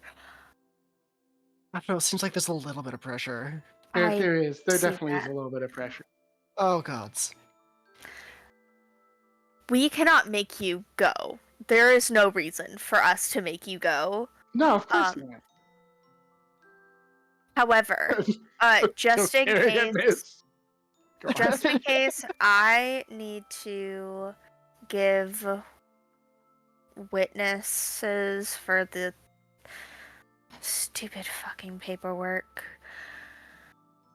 Would you mind giving me your information so that I can write it down just in case I have to call you because blah blah blah blah blah. I swear I'm not going to use it for anything. Just put it on the witness statement. Yeah, sure. I guess. Cool. Thank you. I really appreciate it. You don't have to force it. When you can make a break for it, you can run. It's okay. As much as I would love to, I got a little guy in the back of my head that's making me stay. I will catch you. That's You're- fucking awful. You're not making any of this easier. Baz, was it? As, yeah. What the fuck is wrong with you? Afternoon's gonna start I- just like awkwardly teetering away in the background. Can I notice Avalon? No, Avalon's already agreed to go to the place, so never mind. Avalon's free to go. Well, here's the thing. Avalon was trying to speak up, but she doesn't know if her aunts would allow that. Oh no. Avalon might be in a shitload of trouble when she gets home. It's fine. I appreciate the invitation. I just don't think I can follow through. Miss, you're a real funny guy, but I No. think we can drop the jokes and yeah, you can come with us. Baz. Let him go. He is sweating being Baz, profusely. okay, quick question. Baz, are you putting any of your weight on Mist? I don't think if he hasn't tried to step away, no. I do think He probably think- like took like a half shuffle back at some point. I do think if she does put weight, it's like instinctive. Like it is not her intentionally trying to hurt him, but she does. You're like she is- leaning on him a little bit though. Yes, yes. Okay, you suddenly fall over because Mist is no longer there. Fuck. Yo. Oh. Oh no! I Missed. scared him until he disappeared. Mist. Yep. You suddenly find yourself in an empty void, as you look around the familiar surroundings. You know what, D? I'm actually kind of happy you caught me this time. Like, fuck you and everything you're about to send me through, but like, thanks, kind of. As you say this, the kind of eye almost looking nebula-esque appearance opens up, as if staring at you, as you hear the voice echo. These are your new best friends. Oh, fuck off. Why? It is for my entertainment. Of course it is. Why would it be anything else? Oh. You. Gross. Fuck you. Are you denying? I've No, given you I'm- friends. That's I'm what not- mortals need for enrichment, is it not? I'm not denying. I'm just aggressively accepting. That's Sure, better. I'm gonna stick with that. Don't do that. No, I'm going to send you back. I have had to command 2 different people to make this work. Who? What? I have put more effort into putting this group of weirdos together than I've put into anything in the last 5, 6, 7 million years. However Damn, long you- it's been. You must be like really fucking bored. Yes, I want to see this happen. So, these are your best friends now. Do you have any is there really no information you could give me about the what's it called? Athenia? Athene? Ithanium. Athenium. Is there really nothing you can tell me about the Athenian thing? Like absolutely zilch? I know there was a professor who was addicted to Ithania. Look, if you can't get it, this isn't one that I need. I just thought if you could find it, I wouldn't complain. I'll see what I can do, I guess. Good boy. And Oh, suddenly you are standing basically over top of Baz. As Baz, Mist is gone, you fall over, you begin to freak out, suddenly Mist is stood right above you. Okay, well, if you were trying to teleport away, you did a very bad job. You missed. Yeah, Oh, wait! clearly. Oh my god. Missed. What? What are you waiting for? No, don't. missed. No. Alright, well, So- I have to go make a phone call. This is And very it- disappointing. In light of unfortunate events, yeah, sure. I'll see what I can do to make this whole thing work. I guess I'll try and come. Amazing, Mist. We would love to have you there. You won't Baz, regret it. Your phone goes Awesome. God damn it. I checked my phone. off. It's from the contact, and it says, "Hi, who is this? What did we talk about?" I'm very confused. That's wild. Amazing.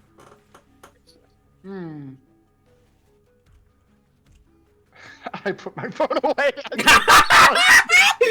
Never mind. I'm gonna just leave this one on red. Actually, Nah, it's cool. that's like the equivalent of texting some random number you never texted before. As of right now, we don't know each other. That's true.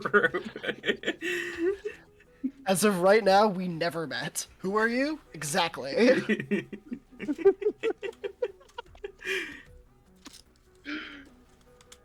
Amazing. Yeah, I'll try and pull some strings, I guess. This'll be great. He does his signature double thumbs up again. Azalda will return it. Incredible. Perfect. Great. When is this happening? I don't know. You guys are the ones planning it. Avalon's already gone. Yeah, I assumed.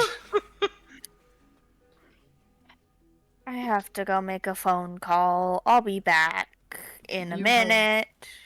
You have fun with that, I suppose. Fucking crazy. Baz, Not you.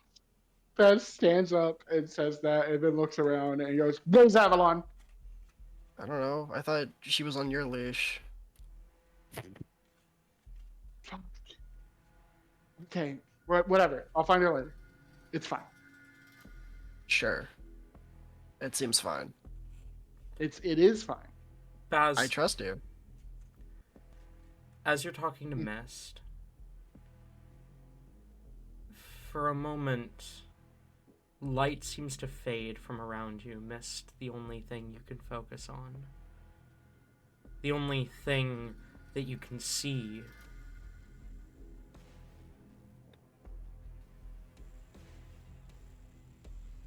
Your phone goes off. You instinctively look at it. It's from the contact. And it just says, hello. With a picture of yourself from Mist's perspective. Oh God. That's okay. terrifying. That's awful. That's where we're going to end tonight's session. I hate As that. your vision returns to normal, Baz. I'm Thank upset you all that for we're coming. ending. And I'll see you all next week. I might be able. There's a chance I'll be able to make next session. It's just if I am, I'm not going to be in my house. Gotcha. Fair. Because a buddy of mine was like, "Hey, we should hang out." I was like, "Yeah, sure, I can do that." And then Cotwin, another buddy, was like, "Hey, we should hang out." I was like, "Hey, I'm already going to be in Victoria, so we could potentially do that." And then I was like, "Oh fuck, wait, I'd be out of the house all day on Friday." Fuck. All right. So, thank you all for coming, both viewers and players. And I'll